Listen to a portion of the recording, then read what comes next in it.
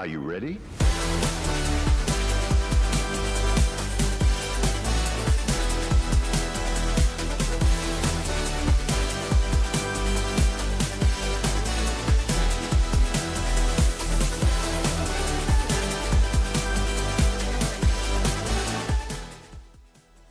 Oh, here we go. Welcome in to our broadcast here on the Play Versus Side. Stacks alongside Novanta as we're ready for the Oklahoma Madden Championships. Novanta, are you excited? Well, championships always get me excited, especially with players quite like this. This is an absolute honor. Thanks so much for inviting me into the booth with your Stacks. It's a pleasure to have you here. I hope all of you are ready at home or wherever you may be watching. We've got two high-quality finalists here. We've got Braxton from Surreal, Oklahoma, from Surreal High School. He's the number 3 seed, going up against the number 8 seed, Hayden, sophomore out of Enola, Oklahoma. So a senior from Surreal, sophomore from Enola. You got a 3 versus 8 matchup here. So for the 8 seed, the underdog, in theory, coming in, has already knocked off the number 1 seed in the quarterfinals in the playoffs. That same 1 seed actually is the only loss Braxton had in the regular season. So transitive property, that means actually the 8 seed then becomes the favorite. Not really sure, but it should be a very exciting matchup here in our Oklahoma State Finals. Yeah, that's what makes it so fun. It really kind of comes down to any given Sunday, or in this case, any given Tuesday, to make sure who really has the tools it takes. And the fact is, being a number 1 seed is not a guarantee, and it's proven right here. So I'm, for one, can't call it. I think it's cool. I think everyone's an underdog, or if they are the Goliath in the situation, really comes down to the plays. I can't call it wrong. Well, we got the Madden Youth Championships here in Oklahoma. We've got NYC coming up next month as well. You can register today for qualifier number 2 of the Madden NFL Youth Championship. It's your last chance to compete in Madden NFL 26 and earn your spot in the NYC Finals. The NYC champion.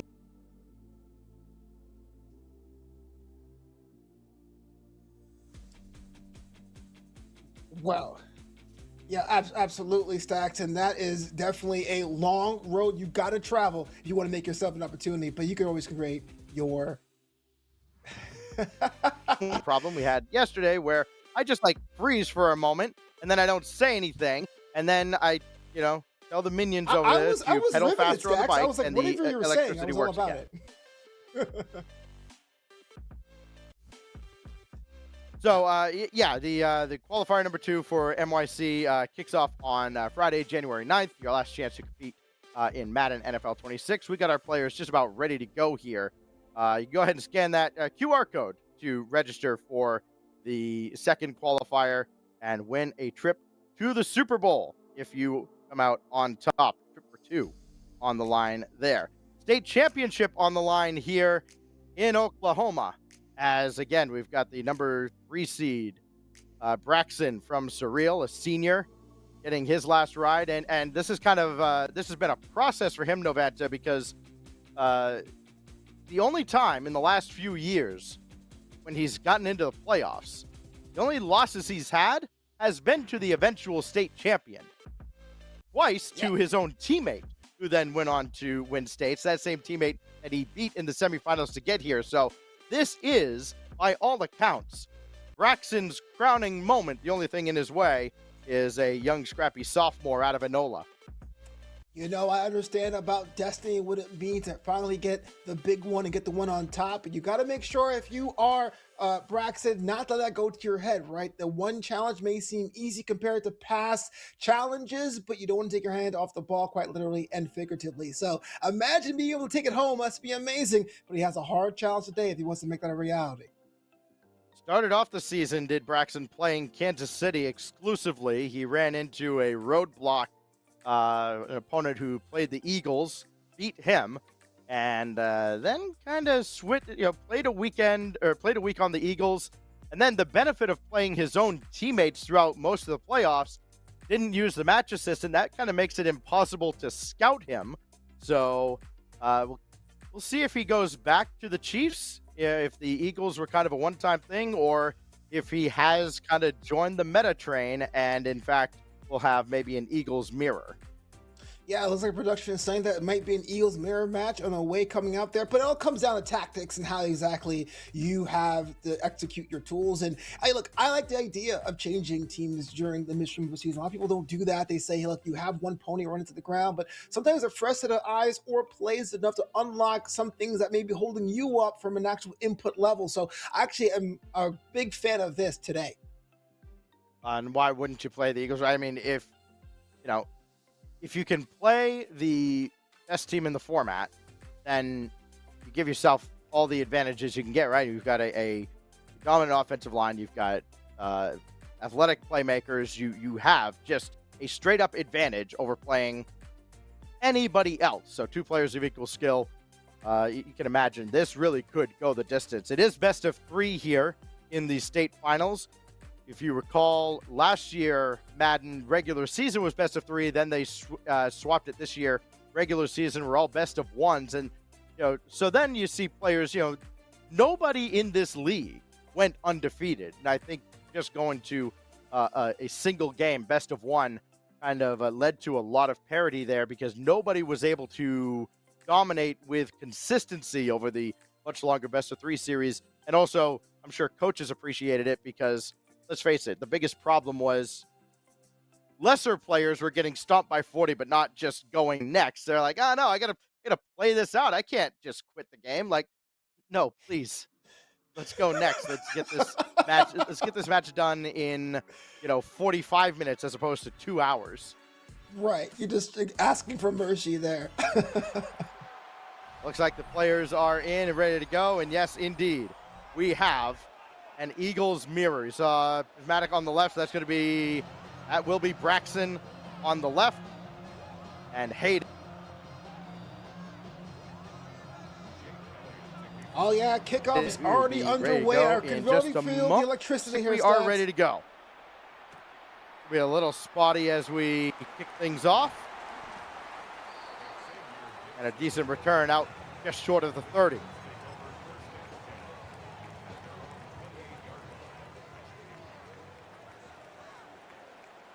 Early on here, we'll get a good feel for it's going to be a running attack, or will this be kind of a PA pass attack? It will be a run up the middle first for a hit of about 5 yards. And a solid start to the game. Yeah, no time for song and dance. I love the fact you're already attacking, running on the ball up the middle. It just says, I'm here to score early and often. Go with Barkley again, through the middle. Why fix what ain't broken? Short of midfield and a first down.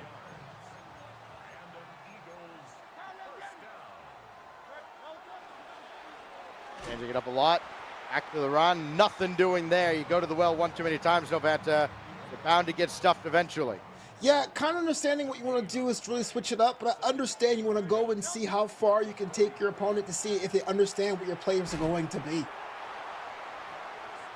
Go with the play action this time, and the pass complete.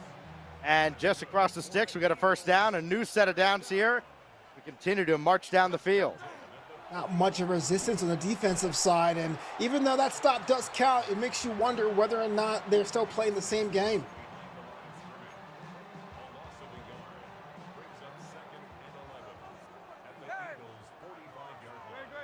So now second and 11. Play action. Forcing Hurts to roll out. And found Goddard for a little over half of what he needed. Big third down coming up here, and probably 4 down territory. Finally, some resistance happening in this first drive of the game. Out to Smith and brought down at the 25. Comes up huge on third down. Fresh set of downs again and continues to march downfield. Critical conversion, all that work. You want to make sure he got stopped early. It was a good conversion for them. Barkley again, why not? Continues to pound through. Just has an advantage against the first guy that tries to take him down. Get a few extra yards just about every time you go with him. Especially if you get him online. Play action. Got the defense to bide, but the pass is intercepted. Perfect timing. And a huge turnover right at the goal line. That's what happens. You got a little bit too greedy. You really had the D-line beat, and so you could really just run that in there, going for the pass, and you came up snake eyes on that one.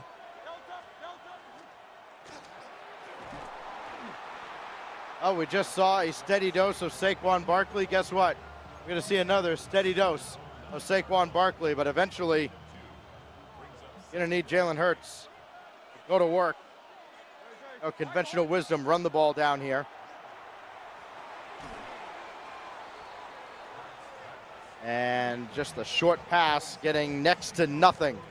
3rd and 8. So you get the turnover here, Novanta, but still stuck deep in your own territory. You don't come up here, that turnover just becomes a punt. Yeah, absolutely. That's kind of an opportunity squandered or wasted. And so that was a desperation pass through the middle. Thankfully, bails him out. Oh, that was going to be a really uneventful drive until then. 2 evenly matched players. Every advantage needed. Got to capitalize. They go to Barkley again. Next to nothing. So Braxton has honed in on the rushing attack. That's what you want to do, being able to force your opponent to come up with plan Bs and Cs. And when that happens, mistakes are sure to follow.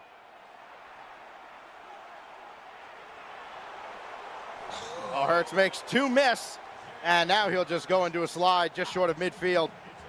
I like Braxton's approach. So if you have the team cut down on the rush, try to make a difference with your user cutting down the pass game. Yeah. Which is over, and oh boy, everybody bid on the play action, but the pass inaccurate. And so here we are again, 2nd and 10, short of midfield. Yeah, just a little bit more patience. You can be able to scramble that ball upfield and run a couple yards in there, but get thrown away. Nothing really lost, but it makes you wonder whether or not anyone's feeling rushed right about now. Well, Barkley got through this time. Even with 10 yards needed, able to find a way through. Again, we've got a dominant offensive line. You're going to have big run plays. So a free 1st down now for Hayden. And now he'll look at 2nd and 14.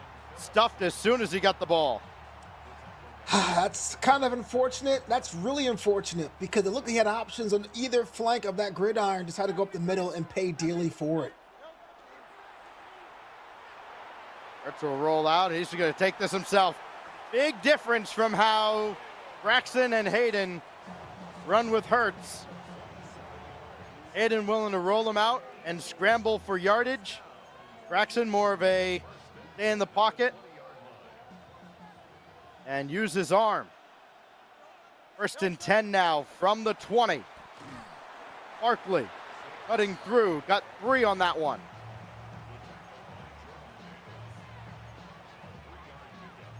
If Braxton can come up big in the defensive red zone as Hayden did. Hayden with the interception right at the goal line to stop what looked like was just going to be Braxton marching down the field 70 yards to an easy score. They go with Hurts up the middle. That was never going anywhere.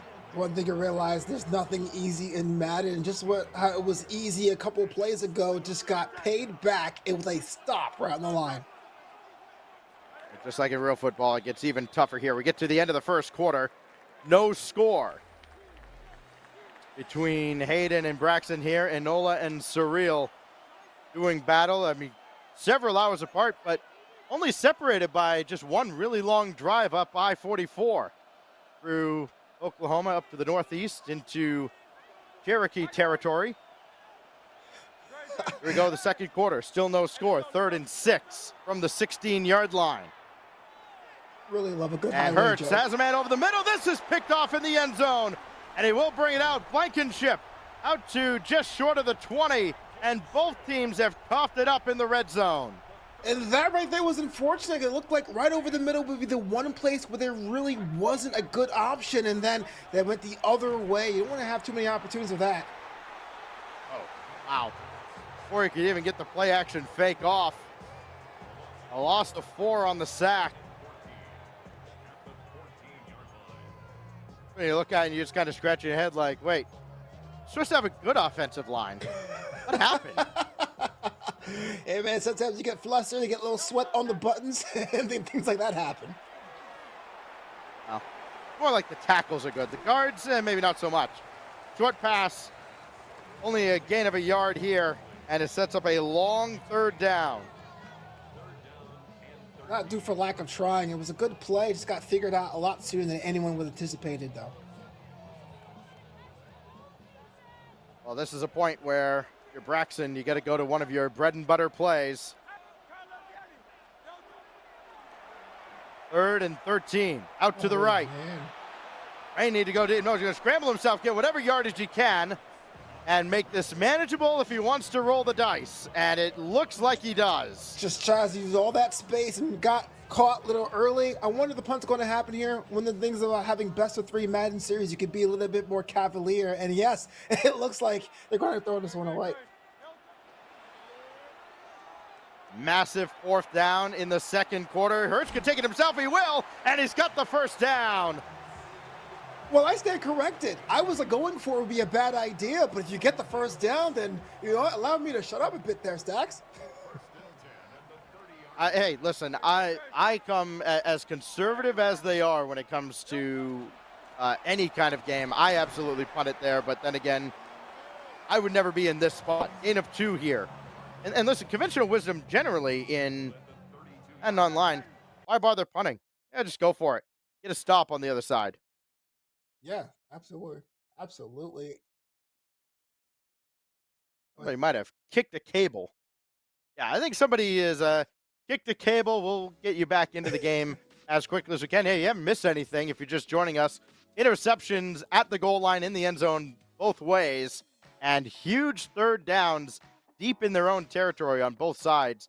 Braxton and Hayden are absolutely being tested. You got 2 of the best players in the state, and really 2 deserving contenders here for the Oklahoma State Championship. You got a sophomore who is competing in the league for the very first time, and a seasoned veteran, a senior from Surreal, who, again, has only lost to eventual state champions. Feels like this has to be his time, but he could be gearing up for yet another loss to what would be the state champion if he not overcome the sophomore from Enola. But again, we've got a little technical delay, so we'll get you back in as quickly as we can. But Noved, I want to get your thoughts on just the way that 1st quarter went. No score between a couple of players who have put up some gaudy numbers offensively throughout the regular season and into the playoffs. Yeah, you're not wrong. And even though I would love to see the coronation here of Braxton, I got to get up to Hayden. Being able to have that bend it, don't break defense already was in trouble as soon as the game started, got out of it, and really was threatening to score first. And so even though it's senior versus sophomore, it very looks the composure of that sophomore gives me the most pause here thus far.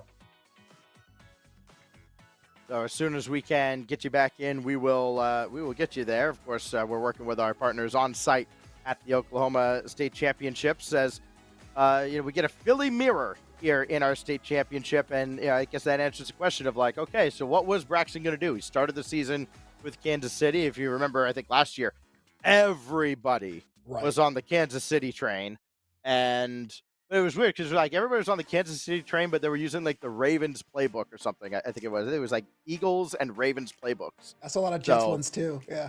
Yeah. Oh yeah. We saw Jets playbook.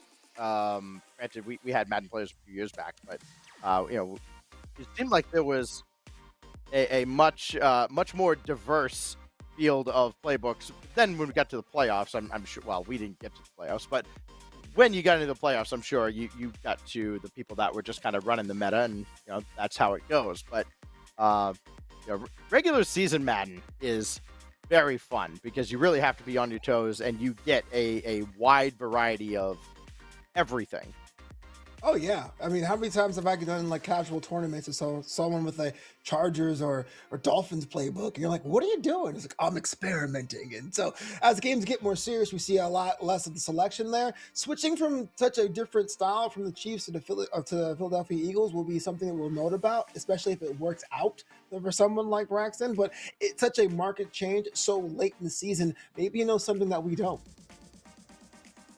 The winner here gets invited, of course, to the Play versus Cup at the end of all of this as well. The Play versus Cup is kind of the celebration of all the state and regional champions that Play versus has throughout the year, and this is the first step in the road to that cup. Use the code PlayVSTeam for an extra 10% off the sales price at respawnproducts.com. A big shout out to Respawn sponsoring the Play versus Cup. Zenny as well are one of our sponsors for the Play versus Cup. Use code PlayVS at checkout for 10% off your order there as well. We got to see, I was fortunate enough to see the Play versus Cup last year. Got a really good seat for the finals, and you see some of the, when you look back through the history of the Play versus Cup, through all the different titles, you actually see the same schools kind of popping up. Jenks out of Oklahoma had a player who was the #1 seed here in this Oklahoma State League. And, Jenks had a whole nother team in the Play versus Cup finals last year. And, you see these players that go on deep runs, and you see esports programs that are coming along and not just getting to the top Novanta, but also staying at the top. And it's a testament to, the leadership they have in those programs, not just from the coaches, but also the student athletes themselves that are stepping up to, make the experience as good as it can be for their stay there, but also leave a lasting impression, leave something behind when they graduate, so the next group can come in and continue that legacy. Yeah, absolutely. These tournaments are a big deal if Stax is there with his any shades hanging out in the crowd, right? That's it's a top tier event. But absolutely, man. We talked about the maturation of esports and seeing the caliber of play from any of these sports, especially ones like Madden. It just blows your mind that it just brings everyone together, and for a good cause more often than not. Once again, if you're just joining us, we are in game. We are waiting to resolve this little tech issue here. We've got Surreal Oklahoma taking on Enola Oklahoma in our Oklahoma State Championships. We're going to get this tech issue resolved. They have paused the game, so you're not going to miss anything more. Come back when we come back with the Oklahoma State Championships.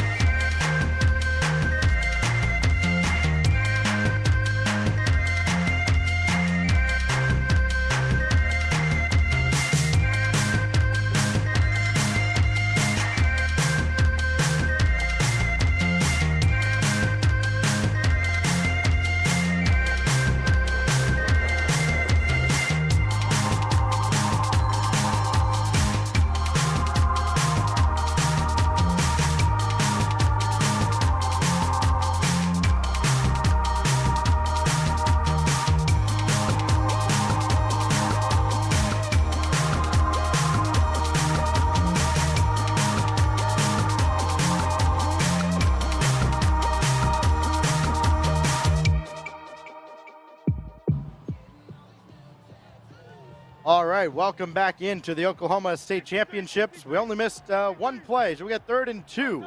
Here's we've resolved all of our tech issues. We got Braxton, the green Eagles jerseys, going against Hayden wearing the white. Both teams have coughed it up at the goal line so far in this game. Interceptions either at the goal line or in the end zone. The 2-minute warning coming up here, no score in the second quarter, and we do hit the 2-minute warning. So Novanta, as we reset things here, nothing so far has separated Braxton out of Surreal, Oklahoma, or Hayden out of Enola. In a kind of way, that tech issue is almost like the end of a round in boxing, right? Time to recollect and reassess what's going on. And as we reassess, here's a first down at your Stacks. Wow! Saquon Barkley gonna get his yards sooner or later. Here we go again. 1st and 10. Barkley through the middle. Gain of a couple.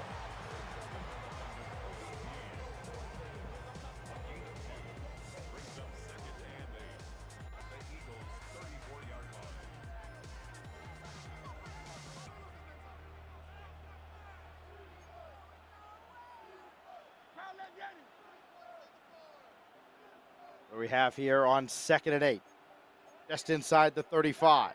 Will somebody finally break through here in the first half? Barkley through the middle.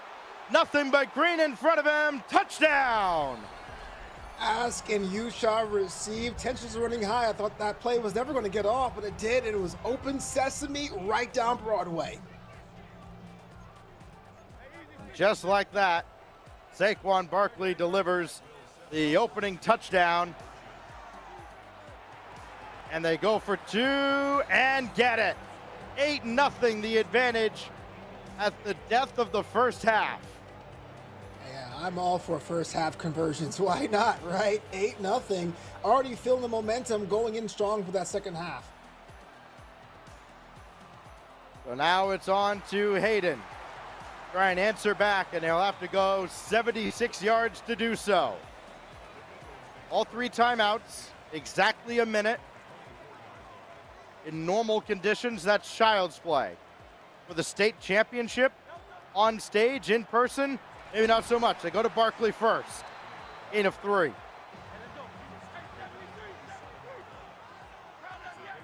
Into the hurry up, still plenty of time. Obviously, the whole field available. User pick coming as that was thrown way off. And a catastrophic turn of events. Saw the drop back. I thought there was a better plan in the fold, but just a lob, easy pickings, is now going the other way. Davis slips through, blows up the play action. Loss of 4. Clock keeps ticking. I mean, Surreal has inevitability here, right? Because doesn't really need to score. Oh my gosh, has no time at all. Davis through again. Now a timeout with 28 seconds. Oh, wow. Super sack. Definitely important here, right? You gave up possession. You had a chance to equalize, to get yourself on the board. Didn't happen. That sack says we're not going away quietly. We're still mentally in this one. Going deep for the first down inside the 30. The 20 seconds left. And now Braxton will use a timeout. Now Hayden had used the timeout after the 2nd consecutive sack. Hope to get the ball back. That's not going to happen. He's come off and he has. On the rollout. Just short of the 40-yard line, or just across the 40 after the interception. And with 12 seconds left, they're still live for a couple of plays here. This could be critical. Hayden may get his opportunity after all. Hurts way downfield, and did he hold on? No.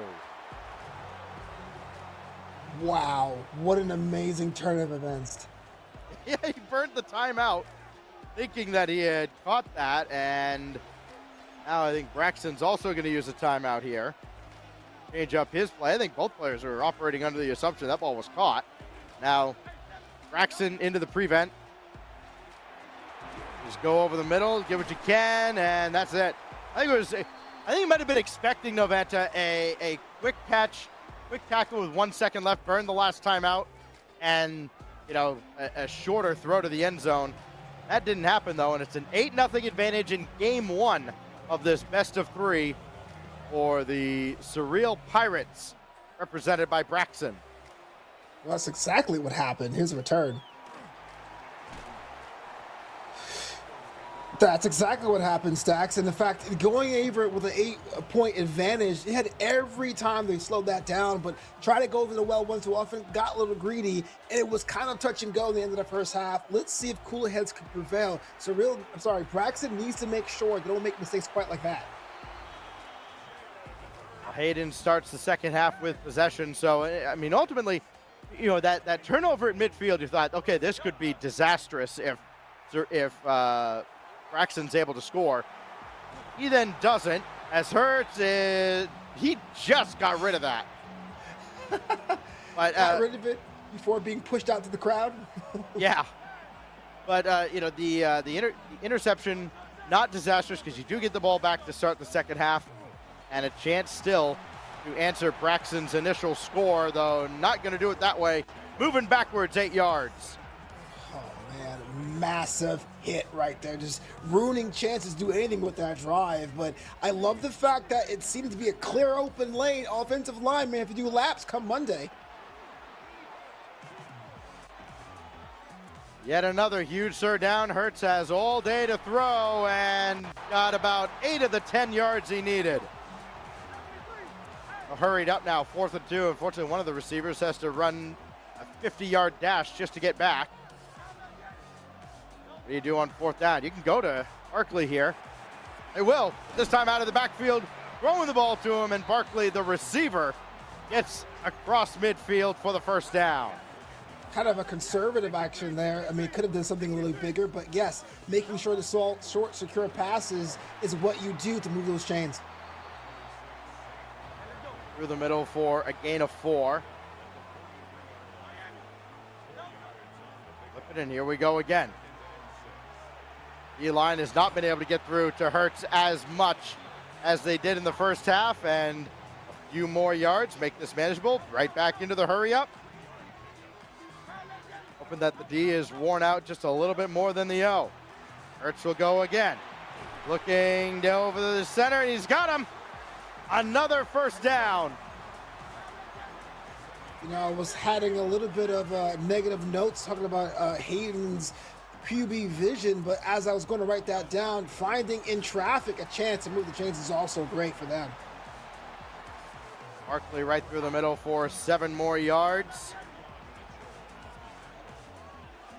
Finally, Hayden has found his rhythm.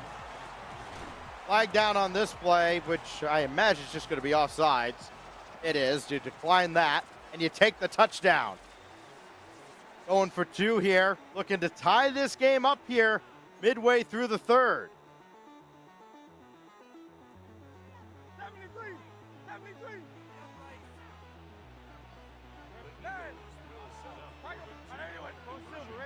2 yards to tie the game. What's your go-to here at the goal line? Throw a jump ball up there, bat it around, incomplete. And so the task is still ahead of Hayden here. In a word, that was risky. It bubbled, and it could have gone not so well, but I got to understand the drive to even up the score of the game really outweighed the smart hand there. All right, well, it's Hayden trailing by 2 now. He goes back on defense. We'll see how much clock Braxton's able to run. Does he try to run the clock? Go to Barkley. I mean, if you've got Saquon Barkley in your backfield, yes, you run the timer as much as you can. True. Kick it goes down to 2:12. Get the second down snap. Hurts under fire, able to find Brown. And Brown just short of the first down marker. How was that a completion? Off balance, one-handed Right? grab. I know he has run and gun, but you usually have to do a little more work to get that online. Here's Bigby through the center, and he's just got enough for the first down. Hank Bigsby just across the line.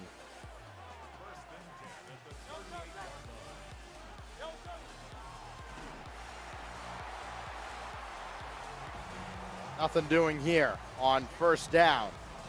And this will almost certainly be the last play of the third quarter coming up.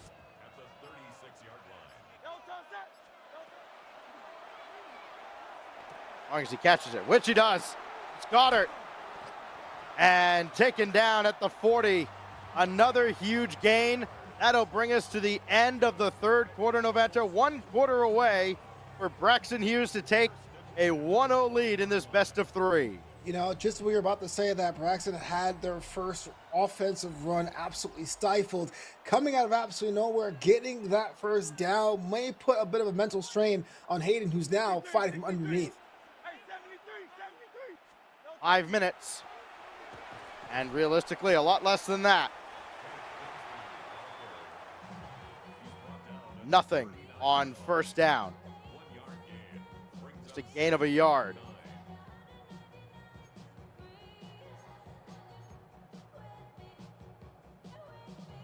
Have to have it here, does Hayden, if he can get the ball back. I mean, boy, the pressure is also on Braxton, right? You got to come away with points on this drive, but it doesn't matter if it's touchdown or field goal. If you get a touchdown, you need... Actually, you can't just kick the extra point. That makes it a 2-score game. The field goal accomplishes almost nothing. Barkley through the center. And he's oh so close again, just short of the red zone. Yeah, I think you hit the nail on the head. Even though you have a lead, albeit a slim one, it really is on Braxton to put this beyond doubt. Understanding that is a best of 3, not a best of 1. Clock management may be a Herculean task so early in the fourth quarter.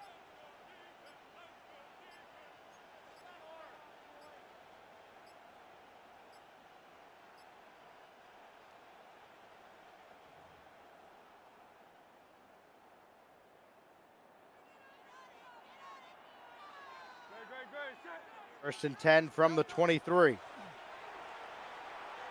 Go to Tank. Got a couple to beat. Little juke move inside. He's got another first down. Keep moving the chains down to the 12.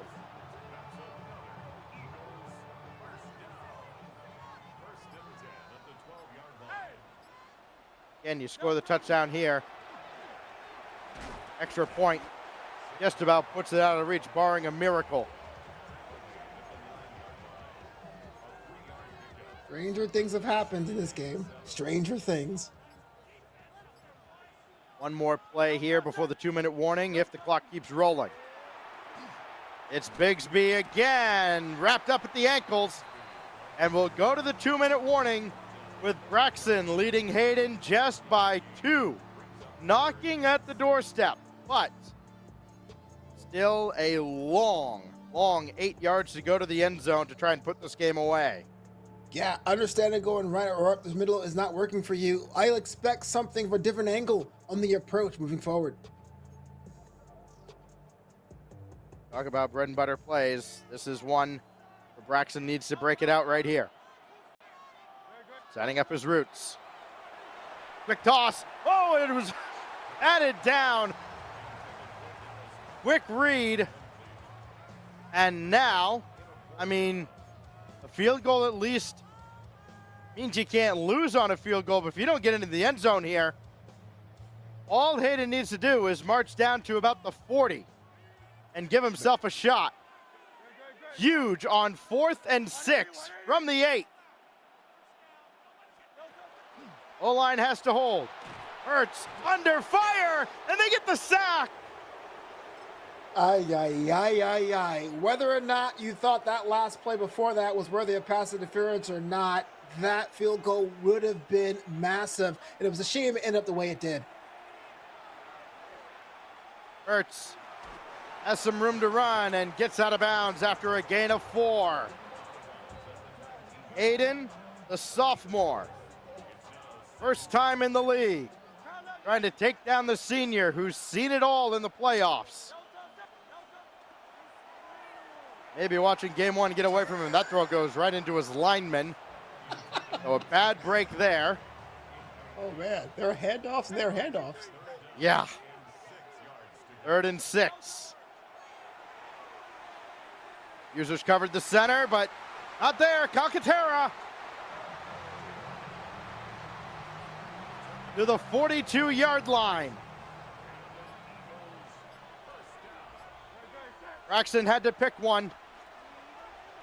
Aiden just took what he gave him. Hurts is going to take this himself. Why not? To the 48-yard line, still on the wrong side of midfield, but 1:03 and all the timeouts available. If you're a Braxton supporter, you might be saying, oh no, not again. This is something you don't want to be in the position of at all to defend the final minute of it for game one. They go to Saquon Barkley, but he only gains a yard, and Aiden will use the first of his 3 timeouts. 58 seconds remaining. State championship, again, this is just game 1 of the best of 3, coming right down to the wire. Play action. Ertz just across the line, and he's bought himself a fresh set of downs. The final set of downs he'll need in the final 53 seconds. Oh, this puts a whole new spin on things. Will desperation rise to the surface? I think so. Best of 1, maybe, yes, but a best of 3 doesn't give you that much rope to be conservative. Fortune favors the bold stacks, and I say everyone has to be forward in this one. Say hello to everybody's friends there. Hey. Oh, add me. Let me get next. Yeah, All right. okay. Yeah. 4th quarter coming right down to it here. Again, final minute. Braxton leading by just 2. I mean, these are players that have routinely got into the 20s, 30s, even 40s throughout the regular season, into the playoffs. And, well, defense wins championships. And Hayden's defense, well, believe they have only gotten to Hurts a few times.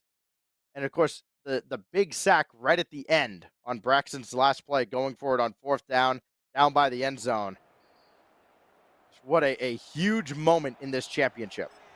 Yeah, the stories about this one, the teams are going to be pretty much even as the timeout's being called real quick. It really comes down to the mental choices that Braxton made when pressure was on. Because I do think that both these teams are evenly matched going forward. Oh, out to Dotson, and enough for the first down. And now Braxton will burn a timeout. But Hayden can bring this all the way down to virtually no time left on the clock.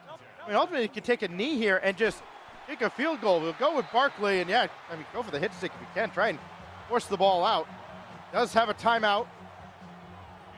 He really could just bring this play clock all the way down, and he will. One more play. Hand off to Barkley, gets nothing. And just bring this down to about 3 seconds, 2 seconds. Got to use the timeout, and he does. Ooh, so a field goal, which at this level feels automatic.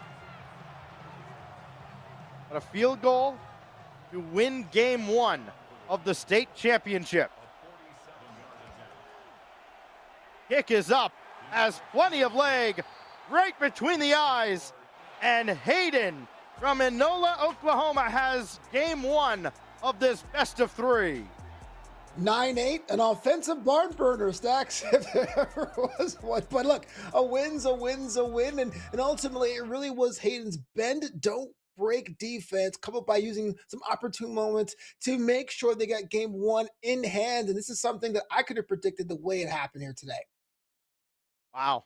Yeah, again, you expect kind of a high-flying offense. That is not an intentional pun. I'm so sorry. But you I think expect it was. the high-powered offense, and instead you get 9-8, single up the middle in the bottom of the 9th to win it. We're going to step aside here, and when we come back, we will have game 2 of our Oklahoma State Championship between Braxton and Hayden right here on twitch.tv/play, right here on YouTube. Play versus.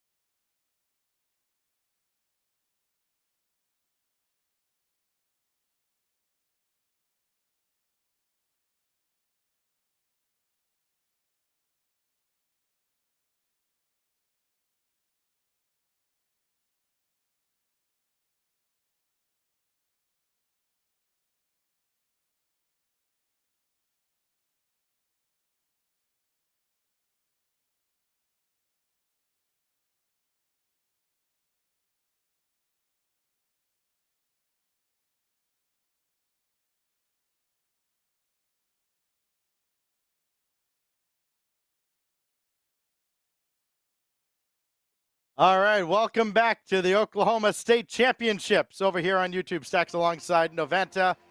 Game one goes to Hayden from Enola High School, the number 8 seed, sophomore, getting his first look at the playoffs. Going up against the senior, Braxton from Surreal High School, who, again, has been so close, but oh so far away, Novanta. And now, after an Eagles mirror, it looks like Braxton's going back to his roots where he started the season with the Kansas City Chiefs.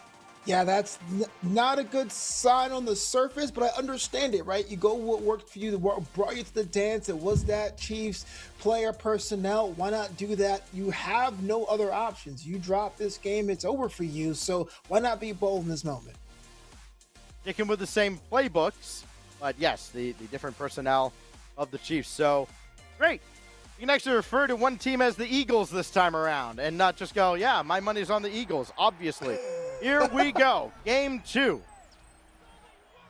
It's Kansas City. Again, Braxton has the Chiefs.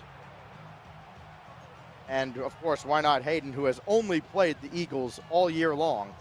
Well, stick with the Eagles and try to ride Jalen Hurts and Saquon Barkley to a state championship. Will be Braxton get the first possession. And a huge return out to about the 40-yard line. Massive. That's a way to really establish yourself that this is a different make, a different look, a different approach is to get a return like that. Braxton had played the Chiefs exclusively through the start of the regular season. Ran into a brick wall from Jenks High School, lost a close game. Went to the Eagles. Now he's back to Old Faithful, and it's Isaiah Pacheco for the first down. Names have changed, but the story is still the same.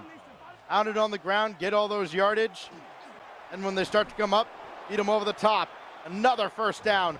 2 runs for Pacheco. Something tells me you're going to be seeing Pacheco a lot in this game. Yep. 2 very big impact plays that's already paying off dividends. Reminds me of last year's play versus Cup. To go up the middle here, only a yard. So he's only gained about, 30 yards on 3 carries. That's fine. Holmes back. Why not? Same guy. Gain of 5 on the play. But it does bring us to kind of our first branching point here. 3rd and 4. Huge moment. Drag it out to the side. Stretch works out. Another first down for Pacheco and the Chiefs. Easy walk in the first down. First quarter is not even halfway through, and 3 first downs for Pacheco. This looks like a different complexion already there, Stacks. Holmes hit as he throws, and still, listen, this has just been a 2-man game, and it's working right now for the Chiefs.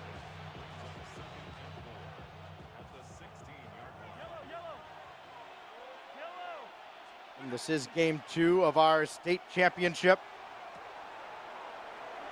Hayden trying to keep Kareem Hunt and the Chiefs out of the end zone.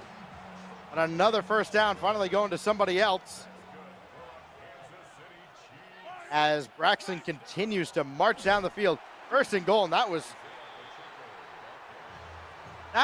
looked like an early September high school football play. It did. It totally did. All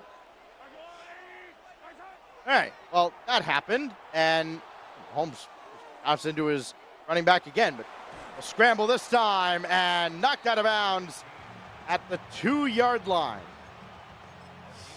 I don't know. I can't see anyone's face, but it feels like the Chiefs are playing a little bit angrier. Maybe that game 1 really did change the comms booth, because we're seeing a variety of plays we hadn't seen all game last time. We're seeing Braxton move with his quarterback's legs more than he did in game 1, but stopped at the 1-yard line. They're going to try and run it again. Will they change it this time? Maybe stretch it out. Up the middle. Hunt hit at the goal line and stopped at the 1. Wow. What a stop, and it was critical too with the plum. The Eagles again with that bent don't break defense find a way to make sure that score is still 0. The number of goal line stops we have seen in this series already is insane. This time the D-line doesn't just immediately jump through, and Hurts will just scramble outside and get a lot of distance from him and his own goalpost.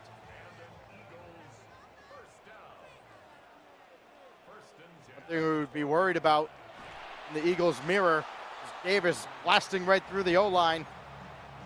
Not so much this time around. A loss of 2, though, as they go to Barkley on 2nd down.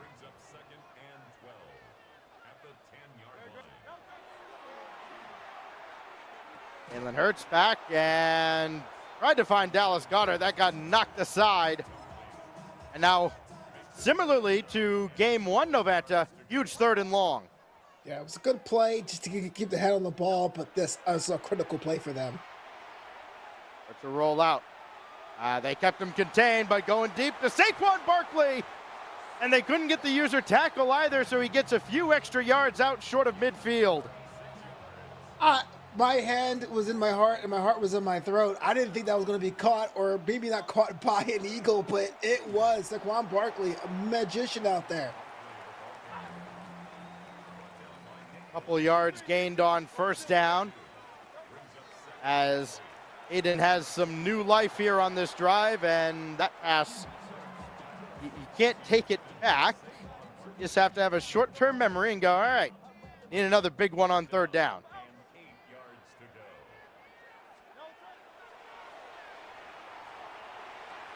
Hurts has Saquon. Incomplete. He couldn't hold on.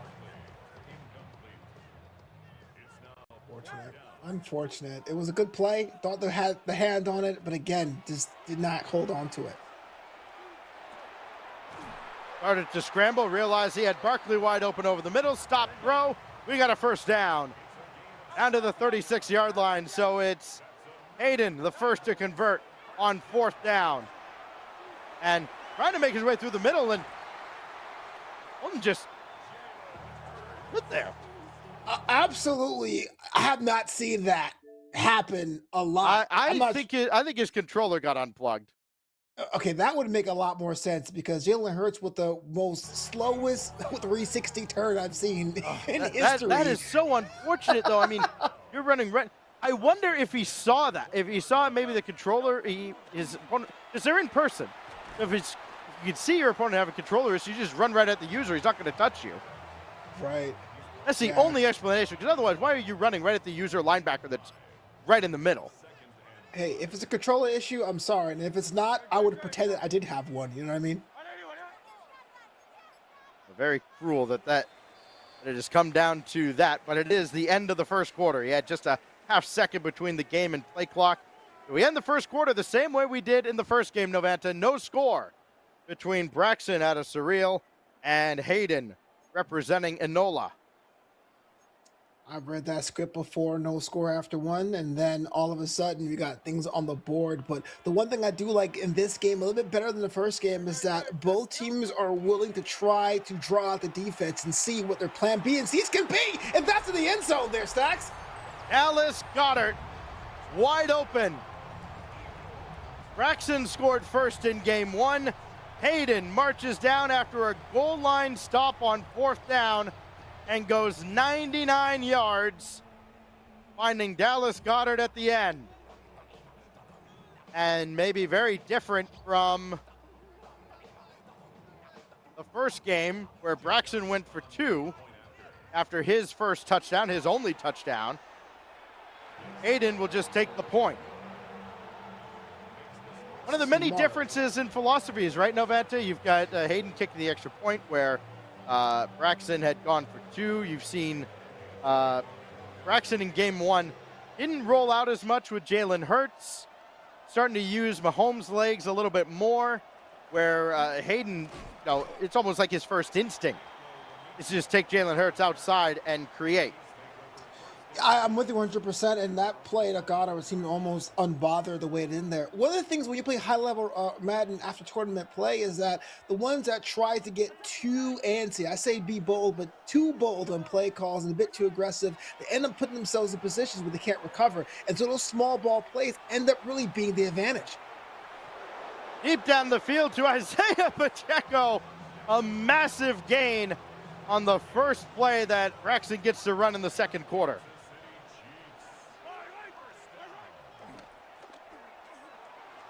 Fooling nobody with that play action. And just unable to hold on to it is Rashee Rice. No flag on the play? Okay. 2nd and 10. Mahomes immediately under fire. Still finds Travis Kelce for the first down.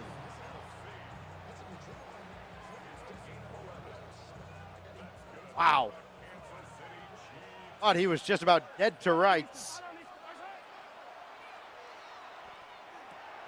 And now it would just go as far as Mahomes will take us. 8 of 9.5 going to Pacheco over the middle. And Novanta, what a huge answer from Braxton here with still plenty of time to go in the first half. To call an aggressive drive is a bit of an understatement, and here's another couple of yards for Pacheco, but being able to get other cast members involved is always great to draw out the defense and put them on the back foot. We're seeing a smarter play, a smarter approach here in game 2 from Braxton. 7-1 regular season for Braxton. His only loss to the #1 seed, who of course went out in the quarterfinals, courtesy of Hayden from Enola. And now trying to tie up or maybe take the lead in game 2, a game he must win. Smith through the middle for nothing. Rashard Smith. Stop or no gain. 3rd and 5 now. And this is where it gets so much tougher to move the ball through the air. Everybody's packed in. Oh, Mahomes going to take this himself. He'll have the first down at least. 1st and goal from the 4. Smart heads-up play there by Braxton, understanding that he's been stopped on the run, stopped with the pass before, just decided to scramble to give himself a better look at that end zone. How many runs will he go for here? 1. Hunt into the end zone. Kareem Hunt with a touchdown. This right here was a smart play, being able to go to that weaker side and just slot it in there. Got a little bit of a handle on the defense, but ball in for the touchdown. That was fantastic. Had a man left, but didn't hit him in time. Mahomes into the end zone for the 2-point conversion. The corner had to stay on, I think it was Pacheco out there. Does not matter. 2 points. And a 1-point lead now for Braxton. I love the aggressiveness. You know, if you've gone for 2 all year, why change it now just when the pressure's on? I'm with you. Definitely is kind of a fun kind of approach to things, especially how easy Mahomes got over that line. But hey, I would love to see a tie game. Personally, I love a low 7-7. I'm just saying, but I'm not playing, so I don't know. Mm-hmm. Those who can play, those who can't, we're here. 100%. Bringing you this game. We hope you're enjoying it here. That goes over the middle. It's a little dying quail that hits the ground. And 2nd and 10 now is Hayden will try to answer back here to close out the first half. Oh, Saquon Barkley upended it. Boy, if he was able to get past that one last tackler, he was going to have another 20 yards downfield at least.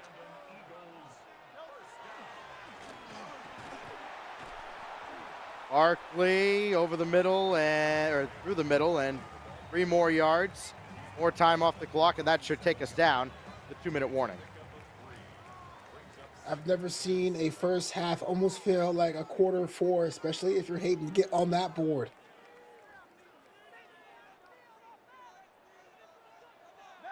Everybody has all their timeouts. We are far from done here in the first half.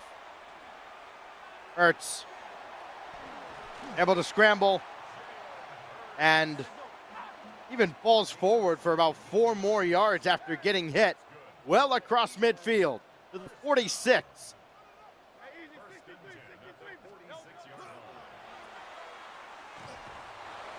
Outside, quick hitter. And another 6-yard gain. Finding Devontae Smith. On to a minute 25. Clock keeps ticking. Nobody bothering to use their timeouts right now. No need. Over the middle, Barkley dives forward down to the 30. Does make you wonder, after seeing how Hayden plays, why Hurts has so much time to make decisions like this. I'm not saying go full blitz every time, but you got to close on some of those spaces. You have to contain him. That's the big thing. And you're actually seeing the linemen get to the outside now. They're playing a little bit more QB contain and trying to keep Hurts from getting outside and creating so much with his legs. Now you got to bring the blitzes, stuff up the middle. We still don't have a timeout taken here with 22 seconds left. 2nd and 8. You still got a couple shots at the end zone if you want them. It doesn't seem like Hayden is all that interested. He's going to bring this down to a few seconds, just like he did at the end of the 4th quarter of game 1. Take the 3-3 and go into halftime with a 10-8 lead. Can't knock that. A little bit of a psychological advantage. It can only be helped by a literal advantage. Pick this up. It is good, no problem. And at halftime, it is Hayden, the sophomore out of Enola High School, with a 2-point lead over his senior opponent.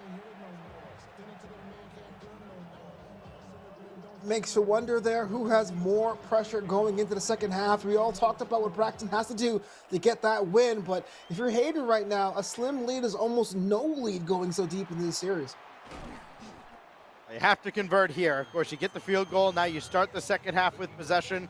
That probably went into that decision as well. To, like, all right, let's play conservatively. Take the 3, try and expand on that. Score a touchdown here. You got a 9-point lead, assuming you just kick the simple extra point, and why wouldn't you? You really put the pressure on Braxton. What a performance, though. This youngster. Hurts outside. He'll have a first down and more. Oh, what a move. Just fantastic footwork. Again, being allotted so much time to make that decision, and when the decision was made to scramble, ain't nobody around to stifle that out.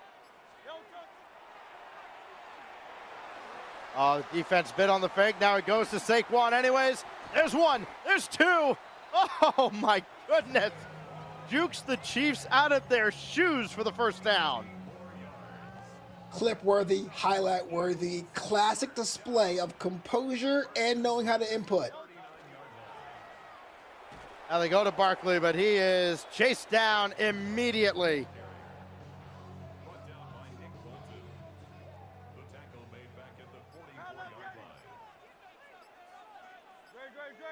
Not getting away from Nick Bolton, a loss of 4. Barkley hit immediately again. So the running game, while it is taking time off the clock, it has stopped moving forward for the Eagles. Going to take to the air here, surely, for Hurts. And they contain him. Doesn't matter. Find Dallas Goedert. Stops short of the first down marker, though, Novanta. 4th and 5 from the 34. So seeing Barkley getting stopped twice is probably not part of the plan, but you're right. The secondary advantage of that lead in clock management makes it not a whole loss game, which gives them a little bit more latitude to go for it in situations like this. Will be Hurts. Has to throw it. Oh, it was almost picked off. Still the same effect, a turnover on downs. Haven't seen many mistakes out of Hayden here in a closeout opportunity. He just couldn't get that pass where he needed to. And a huge opportunity for Braxton, who holds firm, but oh my God, that's happened again. Wow. I was going to say that Hayden almost drafted an interception, got the turnover on downs, or conceded the turnover on downs, but went back to being locked in on defense. What a good play to get yourself back in the game. Holmes will roll out, doesn't have anybody in his way this time. Finds Kareem Hunt, spin around one, and just a yard short of another set of downs. And probably very important, I would think, for Braxton to get one more playoff here, just so he has a little extra time in the fourth quarter. He does. Isaiah Pacheco, juke out to the side and across midfield, 49 yards from the end zone as we go to the fourth quarter. Oh, what a finish we're gearing up for today. You know, I knew these two teams were going to be fantastic strategists and good scoring, but I didn't think they'd be so tight. 10-8 going into the final quarter of game two. Didn't see that coming. Two best in the bracket going at it. Out to Worthy. He stay up, he does, but some help comes in. To first down at the 35-yard line.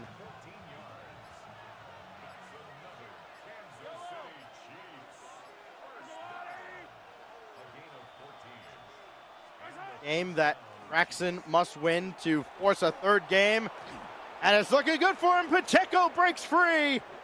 And he'll go down at the 1-yard line. So he's going to try to burn as much time. I mean, he can't really burn that much. But you'll at least you'll burn a little more time off the clock here. Yeah, but in the top part of the quarter, how much time is expect to burn? I'm not sure, but, well, he's going to lose a couple yards here. I mean, he does have the field goal in his back pocket, right? Like, if you score a touchdown, think of it this way. If you score a touchdown, you're going to get to 14. You need the 2 points to make it a 6-point game, but it doesn't matter at that point. A touchdown, you know, a field goal doesn't beat you, sure. But you at least... We're talking about, like, there's 2 minutes left in the game there, Stacks. Yes, it's an eternity. You got to put the score on the board. What is going on? I mean, yeah, 2 minutes is an eternity. There will be quite a bit of time left, especially with the clock stopping here. And that makes a lot less sense, right, Nevada, in hindsight, because if you're going to throw the ball, well, if you don't score, the clock stops anyways. If you do score, the clock stops, so you don't even run it down to the 2 minutes. Mahomes can't get to the end zone. He's stopped at the 4-yard line, and surely. Stacks, I got to be honest with you. Seeing how many of my attempts got stopped at the goal line, when you had something golden, I would not put that. This is the game. This is the championship, potentially, for Braxton. Pacheco through the middle for the touchdown. Wow. You can't see my cams, but I'm being checked for cardiac arrest. What was that play? What was that exchange? There's the extra point. I have questions for days, man. You're roughing the kicker, and you can enforce that on the kickoff. I think it's just like, no. Force on the kickoff. Yeah, so we'll kick from the 50.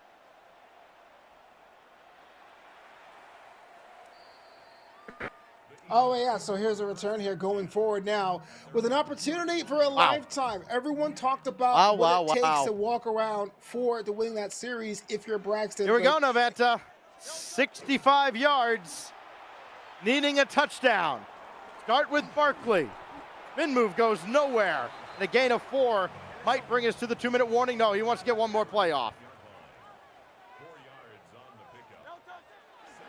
What a wild finish. Hurts. Around the outside and out of bounds. And still one more play before the warning. I expect nothing but aggression here from both these sides. Because if you're hating, this is the problem, right, Noventa? You left so much time on the clock, and there's only so much time you could have taken off. This Hurts is going to go down, and now we'll get to the 2-minute warning.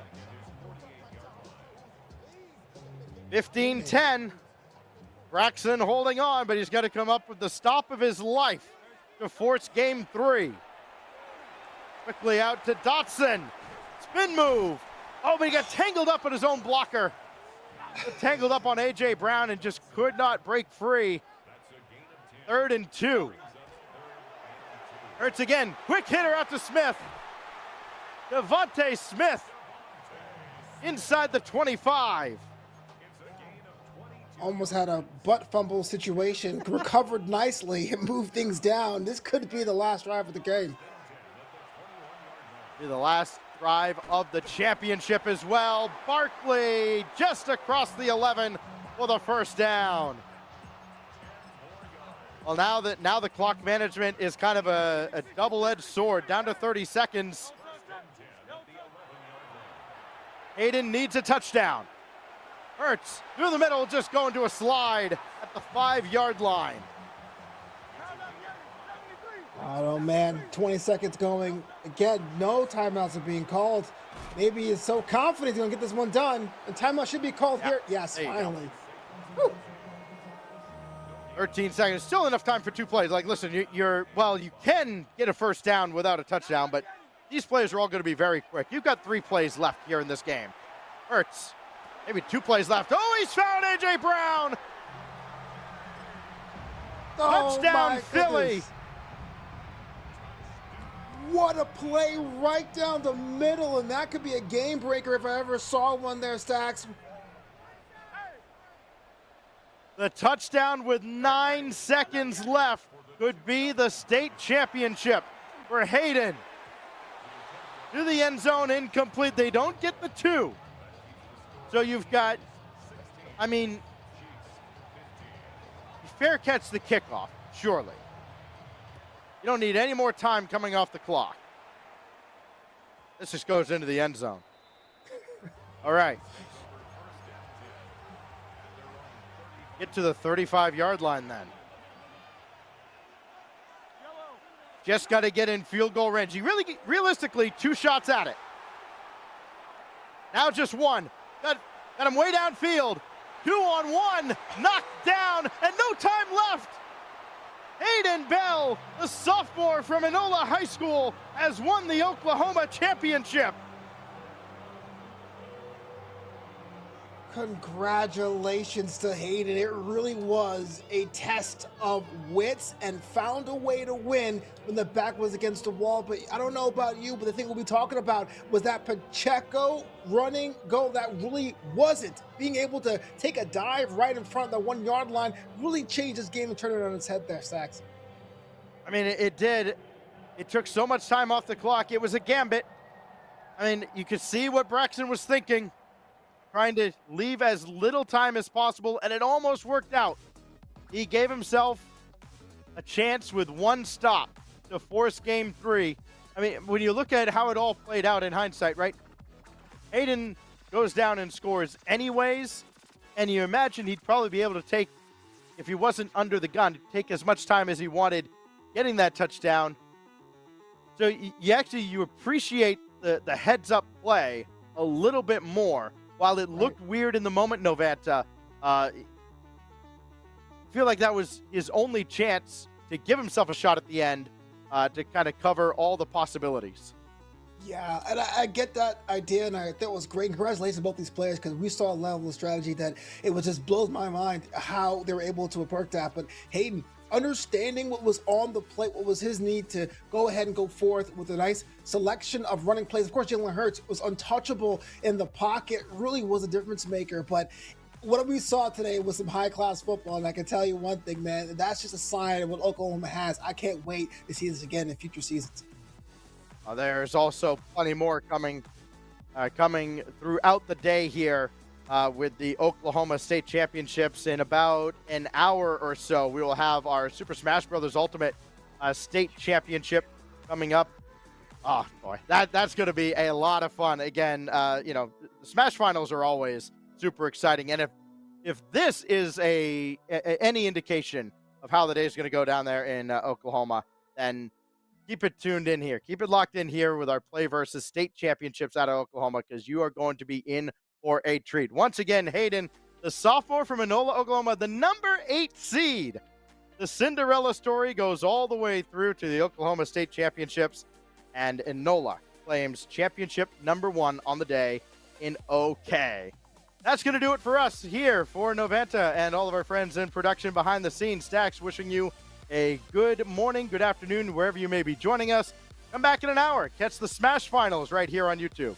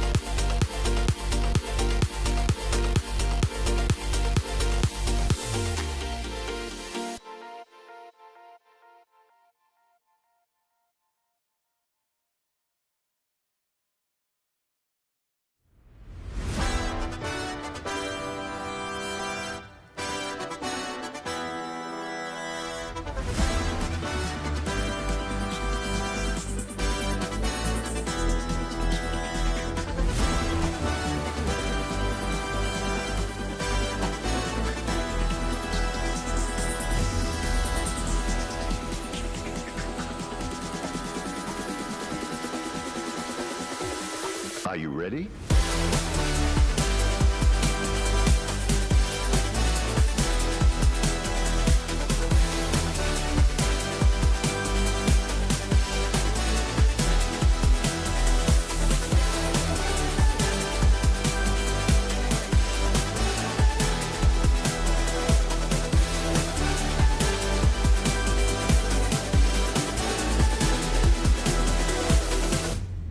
Are you ready?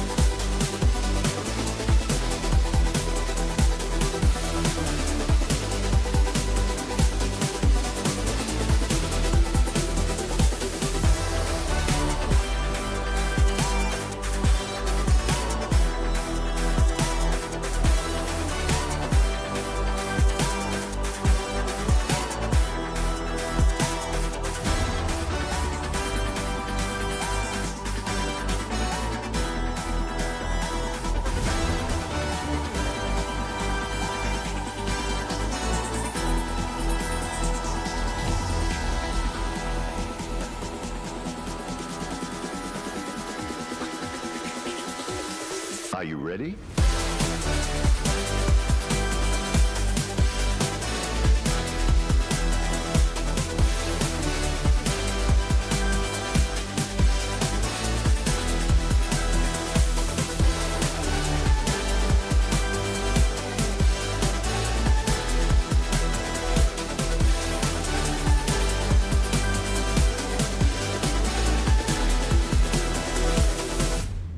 Are you ready?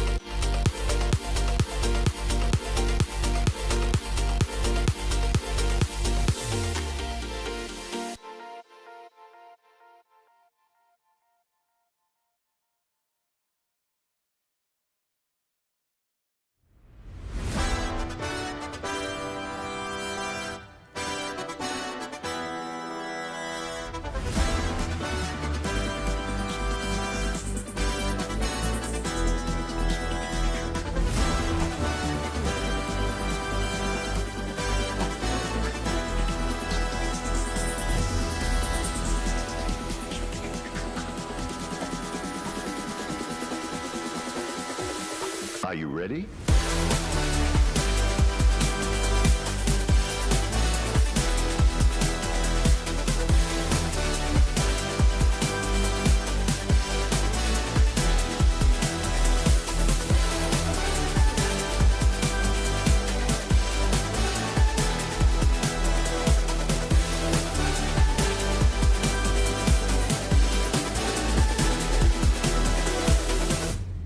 Are you ready?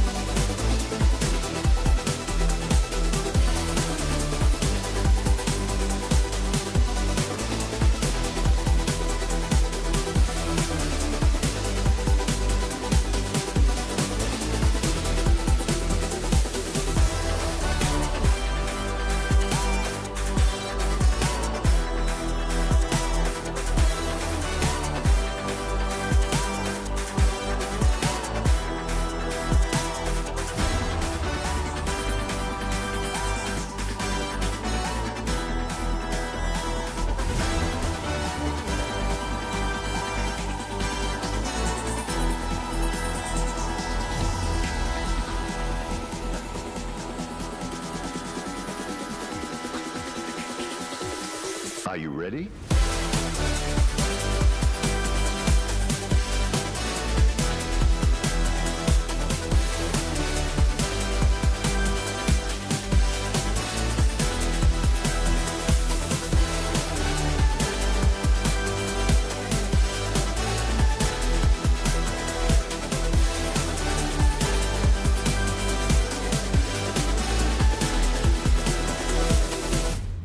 Are you ready?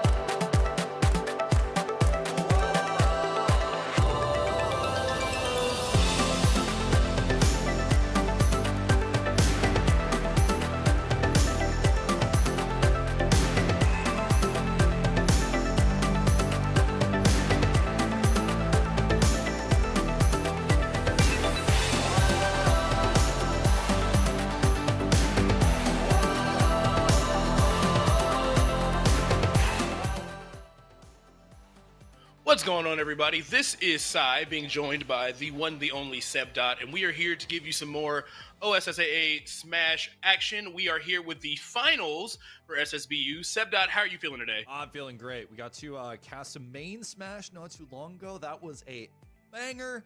I am expecting the exact same kind of vibe here. Again, all of these teams work really hard to get here. They have done a lot be able to get to this point, 8-1, 7-1 respectively, and I think it's going to be sick, man. Yeah, it should be an amazing time here. So, in our finals, taking a look at the teams here, we have Piedmont High School versus MacArthur High School. Piedmont is our 1 seed. We got some great players on their side. We got Ricky rocking either the Falcon or the Wolf, so we got like a dedicated Spacey main from Ricky. We got Jeremiah running K-Rule, and we got James running Isabel. Meanwhile, on the MacArthur, James is going to be going first also, just so we know. So we're going to be starting off with James's Isabel versus Noah's Corin from MacArthur High School. They've also got Jason, who plays Cloud, Falco, and Ensign. And you and I were both talking before we started. We kind of want to see some Ensign Roar just because that character is just so fun. Yeah. And then we got Aiden rocking the Rob and the Kazuya. So a lot of really interesting matchups here. Yeah, but I'm really excited because before we get into that, we also have to talk about Play versus Cup, which will be beginning soon. The best high school teams across the US and Canada will once again gather to determine who is the best of the best and crown an ultimate champion. Thank you to our Play versus Cup sponsor Zenny and Respawn. Use code PLAYVS at checkout for 10% off your order site-wide at zenny.com. And also, we gotta give a shout out to Respawn. Use code PLAYVSTEAM to get an extra 10% off the sale price at the respawnproducts.com store. A huge shout outs to our partners here as we get ready to get into some awesome SSBU action. Like you mentioned, yeah, we all want to see Incineroar. I do anyway, because it's like my tertiary or whatever, but then also K-Roll. There's like a lot of characters who I'm very fond of that I think are going to be fun to watch. And really, especially in this format where, you know, I was talking about it before with our main match, that the format kind of allows a bit more flexibility rather than like a traditional crew battle, which you might see where you locked into a character and you have to figure out, okay, which character is going to match up better against this. The players have the freedom to use their entire toolkit, which I think is going to be really important going into this one because you get to feel each other out. And then also it goes a full best of 5 format where the first 3 matches are going to be, you know, individual players from each team. And then the matches 4 and 5, if necessary, become a choice based off who, you know, the team wants to send up. Yeah, I really like this format change. It definitely not only gives us a lot more variety, because like in crew battles you can get so character locked and counterpicked so hard. This format obviously doesn't do that as much. So that aside, we're getting into the game here. So Isabel versus Corin. This is a really volatile matchup, I would say, for both characters. I feel like Corin has the aerials to really outrange Isabel and just smother her in air-to-air situations. But if Isabel can properly set up her zoning, Corin the Barbarian, Corin could really be struggling to find those openings. Have Arnold Schwarzenegger voice the character. You know? That'd be cool. But like you mentioned, yeah, it is very volatile for both. I think it's both kind of punish heavy on both sides. Obviously, we see Isabel is going to rely a lot more on zoning and have to deal with a lot of shield pressure. But if the Corin is competent, if they're able to use Fair and Nair effectively, be able to pop off with the side B as they should, then I think it's going to be decent for them. Especially, again, we see a lot of power moves coming out of Corin, back air being a notable one, a lot of kill options. I think it could really go either way. Yeah, it really could. So far, it's pretty even here. Isabel, looking for that fishing rod, finally finds the first one, doing a great job to set up for those nairs out of shield. Corin loves to land on top of you and set up for God knows what. Speaking of, rocket into the fair, just barely not killing off the side there.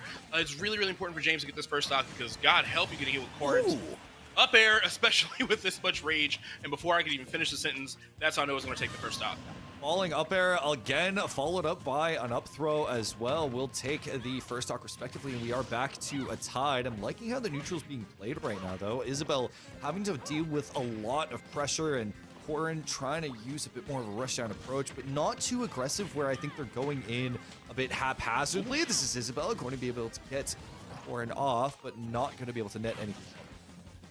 Yeah, definitely a lot of pressure there. I thought Noah might have lost his jump there. That could have been really, really bad. But right now, definitely looks like James in the driver's seat. Great use of that dash attack. Corin can just barely make it back. But she spent a lot of time just trying to deal with the Lloyd rocket in the ground and like wasting a lot of time in neutral trying to like just destroy it. But James is just getting free damage for it every time with these side Bs and these fairs.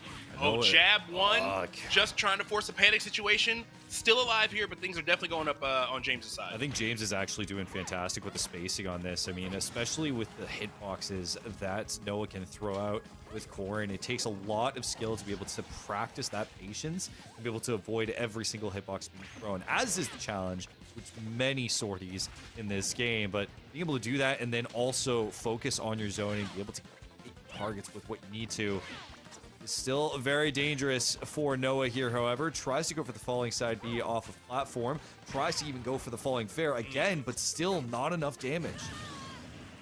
Ooh, what was enough damage? That side B at exactly 150 yet again. Oh, wow. And Isabel even avoiding the most important part of the F smash there, but the bear definitely going to clean things up. One thing we've seen from both of them is whoever gets the first stock, they immediately don't let the other person get that extra credit. So now, one stock apiece here.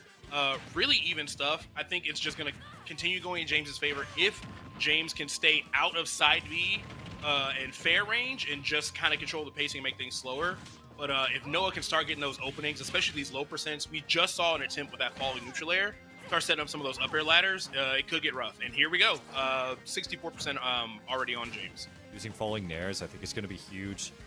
Just becomes like a bit of a combo starter. James gonna have to do just to get a bit more space, but is immediately caught. Now we're starting to see Noah build up that percentage slowly but surely. You can see Isabel go for the berry here, but not much to speak of. 98%, and this is where it gets a bit dangerous. Back air becomes an option, side B becomes an option, and even with F smash cax, but it still goes the opposite way. Could have been the end here. Jabs coming through, that will do it. That is really, really unfortunate for James. I think James was trying to figure out where to SDI when you're getting caught by that the chainsaw section of that F smash, and it is trippy. It's definitely like a matchup check, and there's not that many corners to even like practice it with.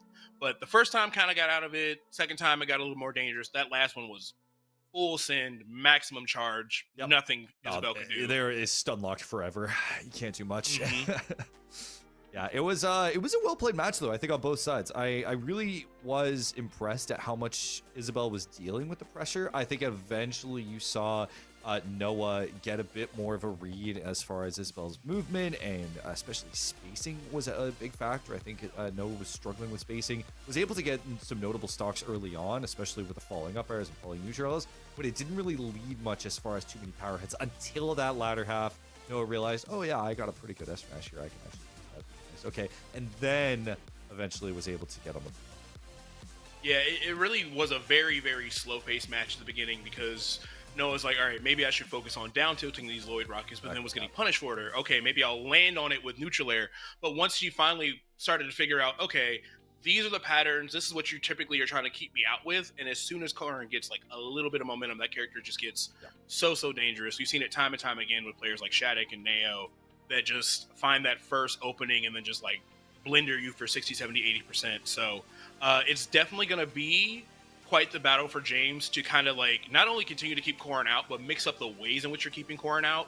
I would even say defensively, there are a lot of times where at first James is getting a lot of mileage out of Nair out of shield because Corin wants to land on you with those up airs and those Nairs. But once Noah started just kind of like back off and just kind of allow you to do that without going for the trade, that's when those openings started to get bigger and bigger. So I think the main thing here is that James is going to have to change up some defensive habits and then just add a little bit more mix into how you're keeping Corrin out. And this can still go the other team's way. Yeah, Nair out of shield can definitely be a bit of a hard habit to crack, mainly because it's such a good, I mean, for many characters, it's a really good, solid defensive option. And then adaptation, once you realize that's being read, the game theory, that's being read, especially from an offensive-minded player like Noah right now, then it becomes a bit of a problem. If you're the Isabel, you got to scratch your head a little bit more and be like, okay, how am I going to approach this? What are my get-off-me options, right?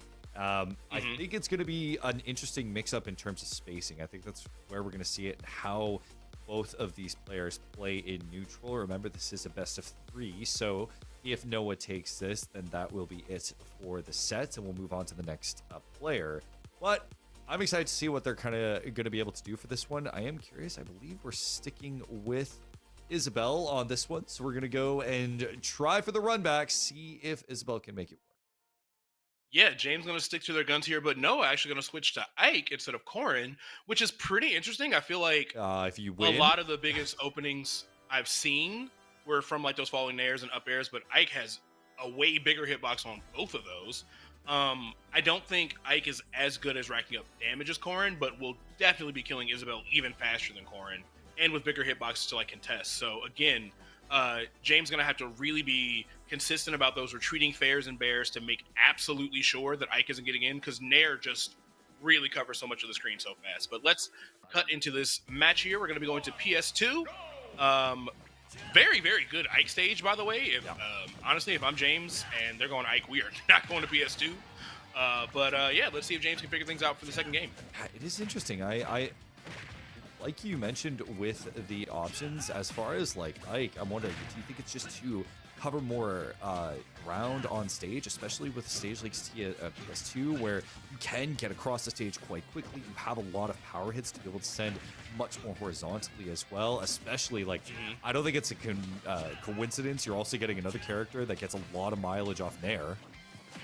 Yeah, and this is the Nair of all Nairs, my goodness. I mean, it honestly is this entire character's lifeblood. But on a stage like PS2, being able to use those platforms for extensions into like up airs, you can get really, really early stocks here.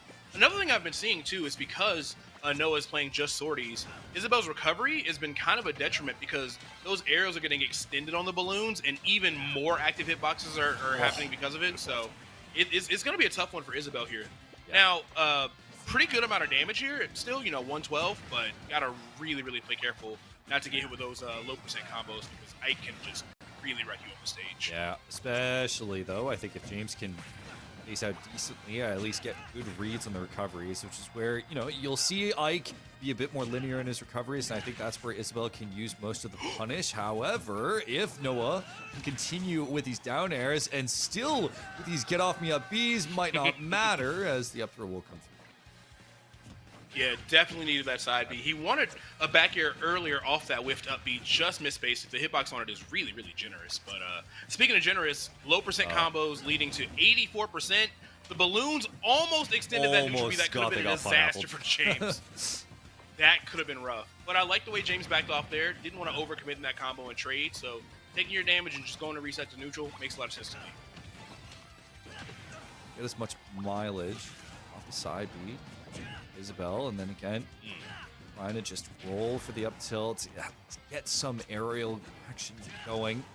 But the amount of punishing and just wall setup that Ike is setting up, especially with that, the stock lead here again for Noah. Maybe the Ike was the call. Yeah, that's what I was really concerned about, those balloons. I mean, we saw some pretty scary stuff with Corrin earlier, but neutral B is insanely active. So you've seen James trying to space and recover with fishing rod instead to avoid that scenario, but still, even when they do recover, Noah's just done such a great job of just trapping them in the corner. So yeah, James trying to find some offense, up B at a disadvantage, gonna make things easy for Ike. A back throw with the fishing rod into a sweet spot bear will at least even the stocks.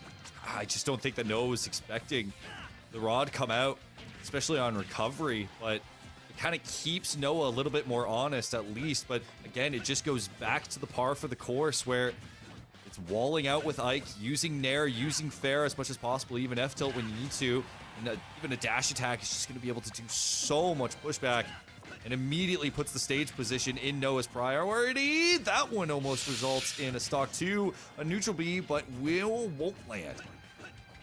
Just barely making it back to the stage. That could have been all she wrote for James in the beginning of the series, but still alive here, 137. Oh, and another neutral B, this time fully charged, barely avoiding it. Barely. Noah mistimes it once more. Got a lot of ground to cover here. Not even a lot of time to even make that up. Only 3 minutes left on the clock. Dash attack will come through as well, taking all the recovery time they need, but it won't matter. Noah gets the read, tracks the roll, and Noah takes this one 2-0. Clean play from Noah right there. Great proficiency on both the Corrin and the Ike, actually. They both did about equally good there. Yeah. James fought very hard with Isabel. I feel like there were some great ideas on how to try to zone, and even we saw some kind of creativity burst with like the offense a little bit there, especially on that second stock. But I think that Corrin and Ike were just it was so easy to just continue beating Isabel in the air-to-air range, and if you can beat that character in that zone, that's her best zone. So it's just really hard to recover from that in any match, I think. Especially when you know that you're also a character with a great recovery, but you have to take a really, really big risk with those balloons with moves like Ike neutral B. So yeah, that matchup seems actually a little tougher than I expected it to be. Yeah, especially again, it's not often, and I think that's why no one made the switch, is that maybe they just needed that slight edge as far as range goes. But I also just think he was spacing and just tracking very well, right? There was a lot of times where I saw they had a harder time with Corrin of just really getting inside and feel like popping off with the bread and butter stuff that they needed to with Corrin. But the moment that they picked up Ike, it's like, okay, I don't need to focus on that. I can kind of play like a big. I don't need to just, get a bunch of combos back and forth. I can just go for individual hits, space out, constantly wall off, just focus on stage pressure, and like that's it. And eventually that's kind of worked out. Isabel just couldn't get in, and slowly but surely damage just kept on racking up until eventually you just had to focus on taking off stage and holding ledge. Yeah, and if it's going to be a war of attrition where you're only getting like 2-3 pieces, Isabel's 2 or 3 pieces are never going to match up to the damage output of Ike's. So there was even a point where you saw Isabel get like a pretty solid combo, but it's doing like 25-30. Ike gets, 2 nairs and a fair, you're at 48. Like it's rough. It just doesn't and then even that out. like immediately puts like F tilt on the board, of course, like S smash or whatever. But like the amount of options that I think Ike had to play with against a character like Isabel, plus the ledge guarding mechanics that you could use through Ike, it was difficult road all the way around. But for the time being, we will be switching over to Aiden versus Jeremiah. Aiden from MacArthur and Jeremiah versus Piedmont, which means I get to see K-Rool. We do get to see K-Rool on the board, but it's not going to be an easy day for K-Rool. It very rarely is an easy day for K-Rool because Aiden on the MacArthur side looks like they play Rob/Kazuya. That is a person that says, I love winning. I want characters that love winning, and I want them to help me win. These are winning. No fun characters. This is a I'm getting out of pools character pool here. Now, all hope is not lost. It is interesting, of course, that MacArthur is the 6th seed. Meanwhile, Piedmont is the number 1 seed. And the number 1 seed, I mean, obviously looks like they're 8-0, so they've done fantastic. MacArthur has as well. But we could be up for an upset here if MacArthur can keep this momentum going. But if I was a betting man and I had to, make a guess between who I think would win between either Rob, Kazuya, or K-Rool. No faith, man. I'm kind of leaning a little bit towards MacArthur. No faith, man. Come on. I mean, listen, Rob, there were a few, I'm from Toronto, so there were a few Robs in our region. Obviously, there's a Kazuya in our region. Not without I wonder which one. I wonder which one. So there are a lot of experience against that, and as someone who did play competitively K-Rool a few times, it is not a fun time. However, I'd like to believe that because, and I think this is just kind of my mental gaming going on right now, that because they are the #1 seed, this is a K-Rool that is quite proficient at being K-Rool. There is no, oh, I'm going to adjust my game to every character. It's like, no, I'm going to do bread and butter K-Rool, and I'm going to have fun with it. You don't have a solo main as K-Rool unless you're fantastic, right?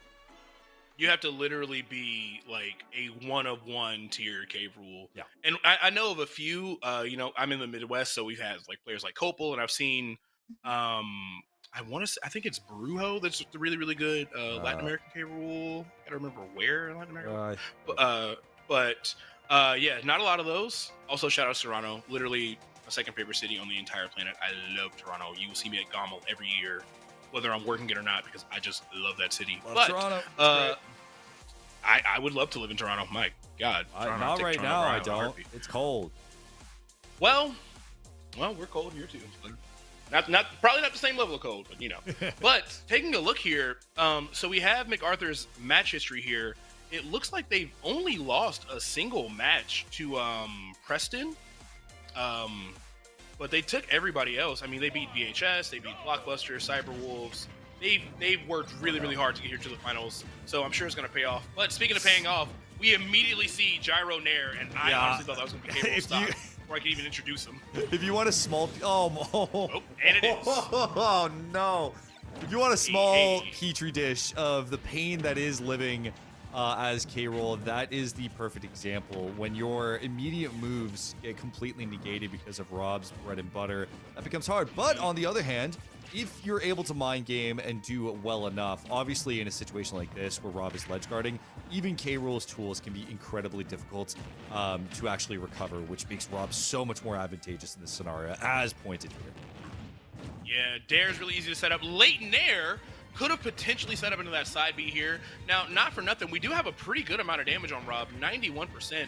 We're getting into that territory where like a Barry or a good read could easily at least take this first stock off here. But, ooh, a Bear with a little bit of a questionable DI angle, just barely not enough to kill K-Rool, and that F-tilt was really, really important to make sure he don't get trapped in a gyro up smash. But yeah, things are looking a little rough for K-Rool here. I need to see a bit more crown from the K-Rool, though. I think this is part where I understand you're not going to outzone Rob, but you need to utilize the tools as much as possible. And it seems as though Rob here just has a good read, is reading the rolls perfectly, is reading the recoveries perfectly, and is completely outmaneuvering K-Rool, leaving them with no space, no option, and that was the exact bread and butter that made my life a nightmare for a good solid year.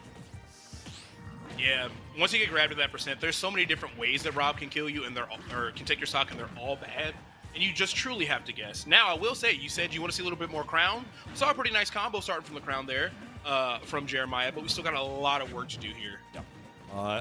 If they got the back air, that would have been perfect. But honestly, the only way that K-Rool fights this, one, it's Battlefield. It's a bit hard, mainly because of the space, right? There's so little space for K-Rool to maneuver. You really need a bigger space for it to work. But in this case, even the parry doesn't do much.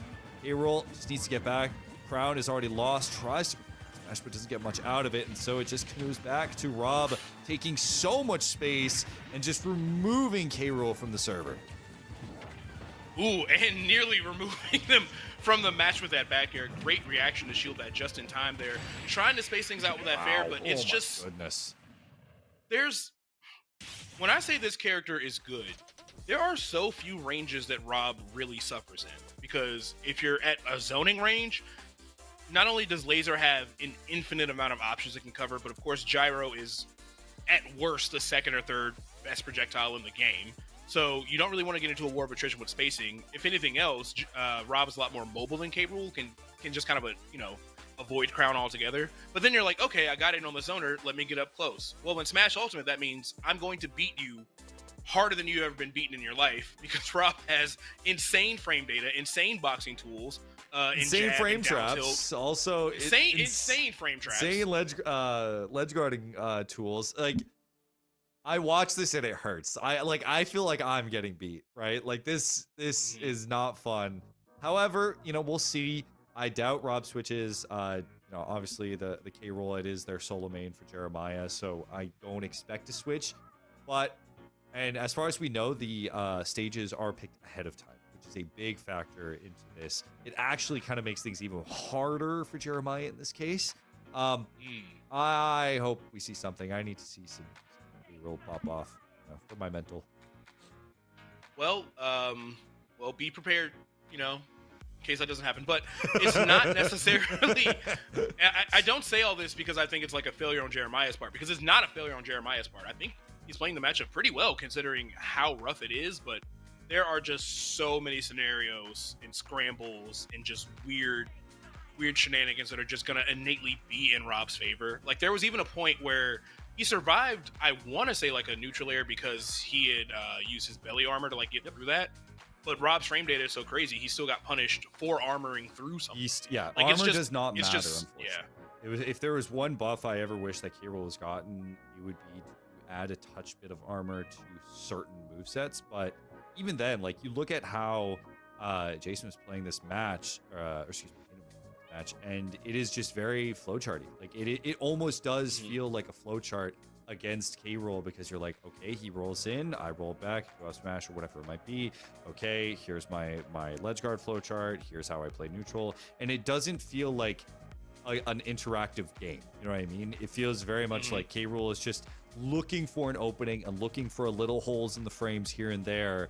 But because Rob is so big and so oppressive, there's no moveset that you can do that could really change up that flowchart. I think what we need from Jeremiah in this case, because K-Rool isn't a character that really wins neutral that well, and Rob is like a neutral monster. So it's just going to come down to really big reads. K-Rool can, you can get huge punishes if you get those big reads, like, oh, you read a roll and got a down tilt and it buried and you led to this, that, and the third, or maybe you catch somebody you like you get a wary back air, or you're able to get something, which we almost saw. I think there's a lot of options to get things going for K-Rool, and we did see some. The problem is that also a lot of them, except maybe for Rob because he might be too heavy, are off of Crown. And the fact, if you can't get Crown going, you're making your job so much harder. And unfortunately, it's just because, Aiden is getting a really good read on Crown, and it continues to get harder as the time goes on. And it doesn't seem like Jeremiah is really focusing on prioritizing Crown right now. He's focusing on getting stage control as much as possible, which is kind of what you also need to do. It's a hard road. Yeah, it's just a hard road, but hopefully Jeremiah can figure something out here. Going over into PS2 for the second game, like you said, a little bit more use of Crown coming out. Great presence of mind to just not even risk interacting with that Rob neutral air. Yeah, interesting. But definitely still got a lot of work cut out for him. And shouldn't kill on K-Rool, but the back air That's rough. will. That is very rough. Because even if you go low there, Rob still has options to take your stock, and it continuously becomes hard. Even with Blunderbuss, you're struggling. Again, no Crown. Even I am a particular, I know it's very, very slow, but the Blunderbuss Crown combo, if you're able to fall off, it's a bit of a pup stomper, but it can work at least when removing options. Still, armor comes through. Tries to get the grab, doesn't get much. Jab reset, doesn't actually go for it, so it's going to be the throw instead. K-Rool just trying to hang in there. Yeah, I think Aiden was looking for the down tilt to hit one more time off that gyro to set up for an up smash. Not necessarily to kill, just for some more damage. That aside, 128, pretty easy for K-Rool to take this stock if an opening is found. But again, Rob, so good up close and personal. Great spot dodge into down smash options. As we just saw, down smash right there. Didn't come through. We need something really, really huge from Jeremiah's side. We need a massive read just to even start evening the stocks up. Which is unfortunate that it requires that much. But again, look at that coverage. The gyro to the fair, and then the down air just deletes the stock. There's just so little K-Rool could have done in that scenario. Even right there, Aiden... Listen, these late neutral airs in the corner are a super disaster. I literally practiced the gyro side B combos on K-Rool because it is so easy. It is just a really tough. But unfortunately, that is going to do it. MacArthur up 2-0, only one more set away from upsetting the 1 seed. Not only just upsetting them, but potentially 3-0ing the 1 seed in the finals today. This is some wild stuff.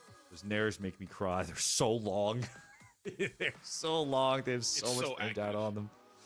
Yeah, but that was a harsh 3-0 against Jeremiah. I don't know what we were expecting as far as it. We should have, I did. I just didn't want to believe it. I wanted a better fight out of the gear roll, but it is what it is. Regardless, that leaves one more match here for the side of MacArthur, to get the win. That's 2-0 in a row. That was off of Noah and Aiden, and then the last one will be Jason.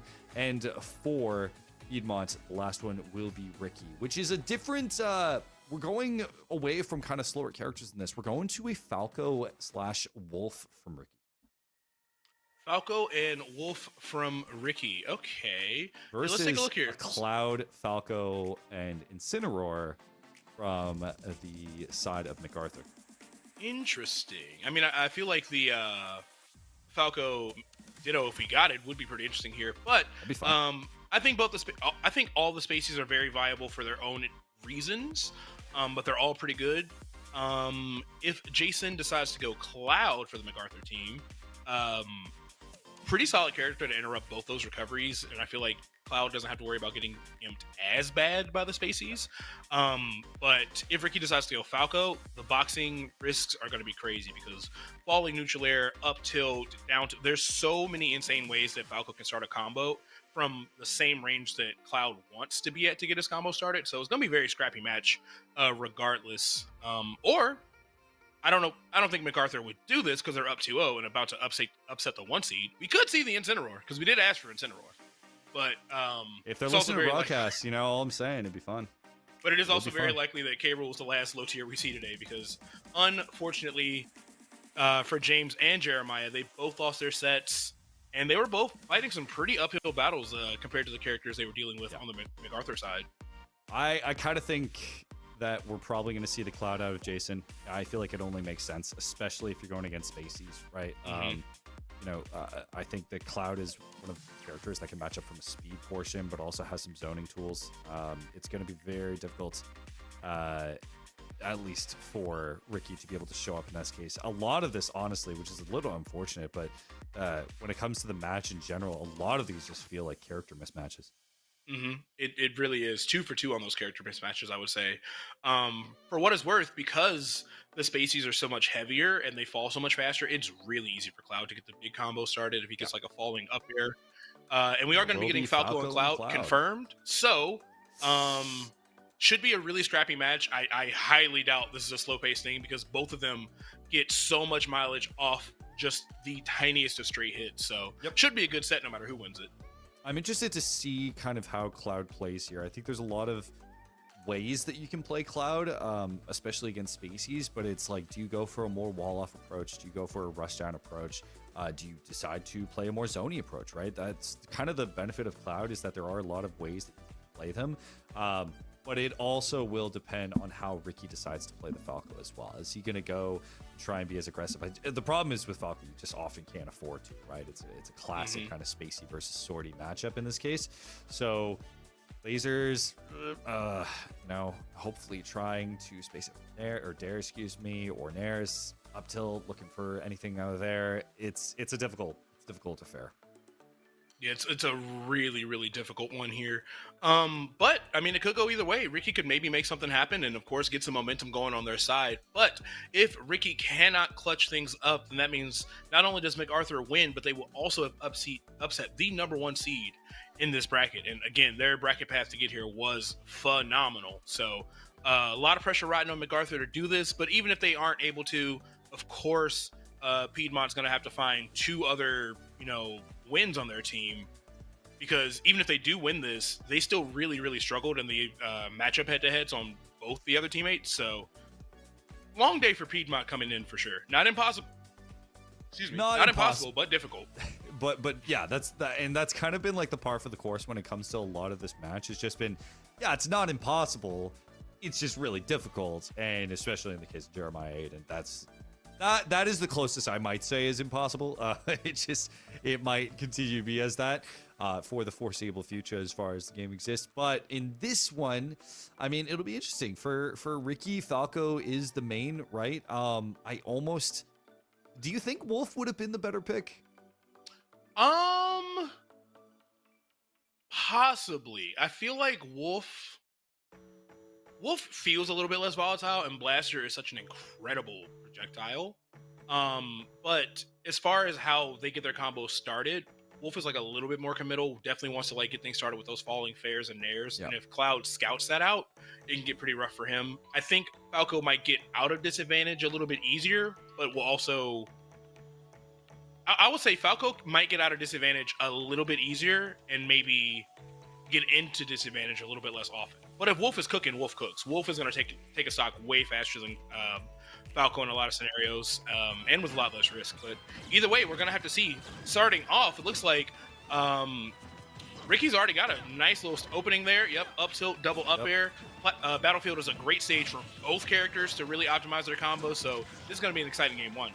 Okay, all right. We're actually seeing Ricky kind of come out, using nairs to good effect as well. Good ledge guarding here as well. Nice. Limit breaker coming out for Cloud already early. Could turn the tide. Doesn't, is actually able to deal with it well, but a good job in the up B to be able to wall off Falco as we go back, up tilt, straight back into it. Yeah, I like the way Ricky's playing, forcing Cloud to burn that limit, or at least try to with those lasers and try to like force a jump out. Really good idea. Great down air from Jason, but Ricky was still on the stage, so not too much risk, just a little bit of a jump scare there. Great aggressive high up B, but without another jump, this should do it for Cloud. Oh, but the limit came back just on time. Timing. And it doesn't matter. Well, that was crazy. The timing of that was insane. Phenomenal. Now, this is where we're kind of, is this one of the first times outside of, I believe, the first game with Isabel where we saw, you know, Piedmont kind of in front here, where we actually see one of the players from Piedmont out in front with an advantage. The up B coming through from, well. Big miss input there. As soon as you say, I mean, my goodness, commentators curse. Your curse meter is very high, I gotta say. You know what? You would be shocked. That is an incredible reflect on the limit blade beam. You never see that, and I don't think Cloud can recover from there. That was actually insane. That was great timing as well. Using the shine for what it's supposed to be, but you're out of shield from the Falco. Great walling off, and good reads as well on these jumps from Cloud. So it's immediately we're seeing just a better neutral game. I'm really, really impressed by Ricky's Falco here. Like you said, great use of down B. One, to reflect the projectile, but two, just to use that offstage pressure and force these jumps out of Cloud. Got to come back to the ledge. Again! Ooh. Interesting option right there. Throwing Cloud off, and another high, aggressive up B to make sure you don't have to contest with that character with something as linear as Phantasm. So it makes a lot of sense. Oh, and Cloud just doesn't have the drift to make it back to the stage. So things are starting to turn around for Piedmont. Up 2 stocks there, and with an SD included, a great start for this third game. This is the best that Piedmont has looked all series, no doubt about it, taking a win and doing so in emphatic fashion.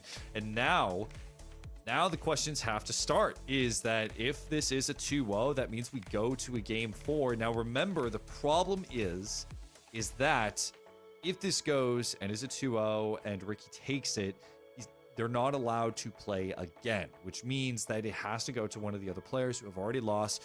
And listen, I don't know who you choose to go up against what will probably be Rob or something of the like. I'm terrified for whoever does, because I don't know Isabel against Rob, Isabel against Sortie, which we already saw. I just don't think it can happen. But it's still a bit of a road to go, unfortunately, for MacArthur. They still have to take a game to at least force the game 3. Yeah, at least force the game 3 for sure. If anything, I almost wonder if they'll run it back to Battlefield. I feel like maybe Ricky might have used Battlefield a little better, but it's still such a fantastic Cloud stage. But Ricky was just doing such a great job of just not only smothering out Jason's options, but getting really good reads the second they were getting out of disadvantage. They were getting lasered, they were getting downbeat, they were getting jumps called out. I feel like Ricky was really firing at all cylinders. Jason can definitely still wake it up, but that was a really, really good game for Ricky. I kind of need to see Jason get a little bit more in the driver's seat, at least get some bigger combos going and start pressuring Falco off stage, because Falco is very susceptible to being edge guarded as well. But it really just went Ricky's favor hard in game 1. It's like, if you're going to lose neutral, then at least make your punishes work, right? You need to be able to actually get something going in your punish game to actually make it somewhat more even in percentage. And that's not even including the ledge guarding game, which, I mean, Ricky destroyed that. That was phenomenal. So it will be a character switch from the likes of Jason here, who's going to be going to Sheik. This is really, really interesting. So switching off of Cloud into the Sheik, there's a lot of benefits we get from that from Jason. One, way better recovery to deal with because we were seeing Cloud get really bullied. That is genuinely Cloud's only weakness, is that recovery. And Ricky knew exactly how to like exploit that. So Sheik has a way better recovery. Falco, of course, again, being a heavy or any of the spaces, even if Ricky were to switch in game 3. Sheik, that is the absolute most delicious combo food possible for Sheik, either a heavy or a spacey, and Falco's just a great character for Sheik to bully. However, actually getting the kill on Falco can be pretty difficult. We're going to need to see big reads on either like bouncing fish or like raindrops in a sweet spot up smash. It's a lot harder for Sheik to kill Falco compared to how easy it is for Falco to kill Sheik, but the neutral should go a lot better in Sheik's favor. So I'm excited to see how game 2 It's kind goes. of historically always been Sheik's problem, at least in Ultimate, is just they can do a lot of damage, but actually taking the stock, that's always been a challenge, right? And especially against Falco, it doesn't matter how much combos you have. This Falco and Ricky has been able and has shown they're able to take stocks relatively free as well. So we will get into game 2. It will be Piedmont with the lead in this particular best of 3. It will be on MacArthur. If they want to end it now, they're gonna have to force a game 3. Yeah, but things starting off not too bad so far. A quick 34%. Doing a great job of staying out of Ricky's like burst range, going for like 1 or 2 pieces and then just resetting, trying to force Falco to chase Sheik. Falco's a very scary character when he does get his, feathers on you, I guess. I don't want to say hands. But he doesn't have the ground speed to keep up with Sheik if Jason is committed to playing defensive. But as I say it, missing that landing neutral air going to lead to these up tilts, going to lead to the disaster, and that back air nearly enough at only 91% because Sheik is just so light. Just a bit too light, and there is the stock as well. We thought that the Sheik was going to work out in terms of early percentage leads or actually just building damage for potential stock, but at this point, again, the neutral is just too difficult. It's very difficult to get the follow-ups right now, and it continues to be a bit of a trouble, even with the back air just sending off. You don't have the edge guarding tools. Yeah, Falco only at 65%. And that's the other thing that where Sheik feels so like muted compared to the previous iteration in this game is like she has great combos, but they do so little damage. Meanwhile, Falco, for the same combo routes, is getting, like we saw earlier with Isabel and Ike, like double the damage from the other person. So just getting outpaced here. And Shield fair, pokes are oh my god, unreal. these stairs resetting on the center stage, this is really, really good for Ricky. Super hard, of course, the tech, no problem at all. And even the read on the recovery. This is ridiculous here from the Falco, from Ricky doing such a phenomenal job. Nice to go. The edge guard still can't. Again, we just see a reversal and back to neutral. Just not able to net this stock. And I like the attempt using the side B to go low, trying to cover high with the fair, putting a lot of pressure on Falco off stage. But if you can't actually take the stop, Oh, no. this is where you No. land now. So Ricky, about to put Piedmont on the board, just needs one more stock to at least reverse some of this momentum. Let's see if Jason can find something. But right now, looks like he's just finding a huge combo on all these up tilts and up airs. This is getting rough for MacArthur. And all this does right now is reinforce that if you're Piedmont, you need to at least win your next game. Force things to go to Ricky in game 5, and he could potentially win, depending on who goes. But for now, you need to have either Isabel or K-Rool take their next game, and that's going to be a challenge. A huge challenge indeed. Even right now, still can't take this first stock. Kind of like playing a little bit of leapfrog on each other's shields, but Falco just continues to live on here and forcing the air dodge yet again, this time for a fair, not a bear. So Jason still got one last chance here, but my goodness, Wow. this is My pretty goodness. much impossible. And that is a 3 stock for Pete. Great work. That's tough. That's really tough. But Piedmont is on the board. After 2 consecutive losses, Piedmont is on the board. They stay alive and will be able to force a fourth match, between their players. And now the question becomes, who are they going to send in, right? The Isabel match did not go great, but it was a lot closer. And then I think it's best if we don't even talk about the Jeremiah Aiden match. But I mean, maybe it's just a matchup thing, right? If Jeremiah is going to be better against Noah, that will be its own problem. How do you deal with sorties as K-roll? Then conversely, if you have Isabel going up against the likes of Rob, or even rematching against Noah, that could also present its own problem. Any preferences? I think I'm going to go ahead and send in Isabel just because if they even might send in Rob, you cannot get a repeat from what we saw with Jeremiah. Like, No. It's just an impossible matchup, it feels like. So you got to send in Isabel and pray that you get Isabel Rob, which I want to almost say could be better than against the sorties. I don't really know, but either way, it's definitely going to be a tough one. I mean, Ricky, of course, really came out swinging and at least keeping them alive here, but because Ricky cannot go twice in a row, they need to win at least one more before they can potentially send Ricky out to close Game 5. But in the meantime, while that's all getting decided, we're going to cut to a short break while the players figure out who they want to send in a battle next. We'll be back in just a moment. Stay tuned.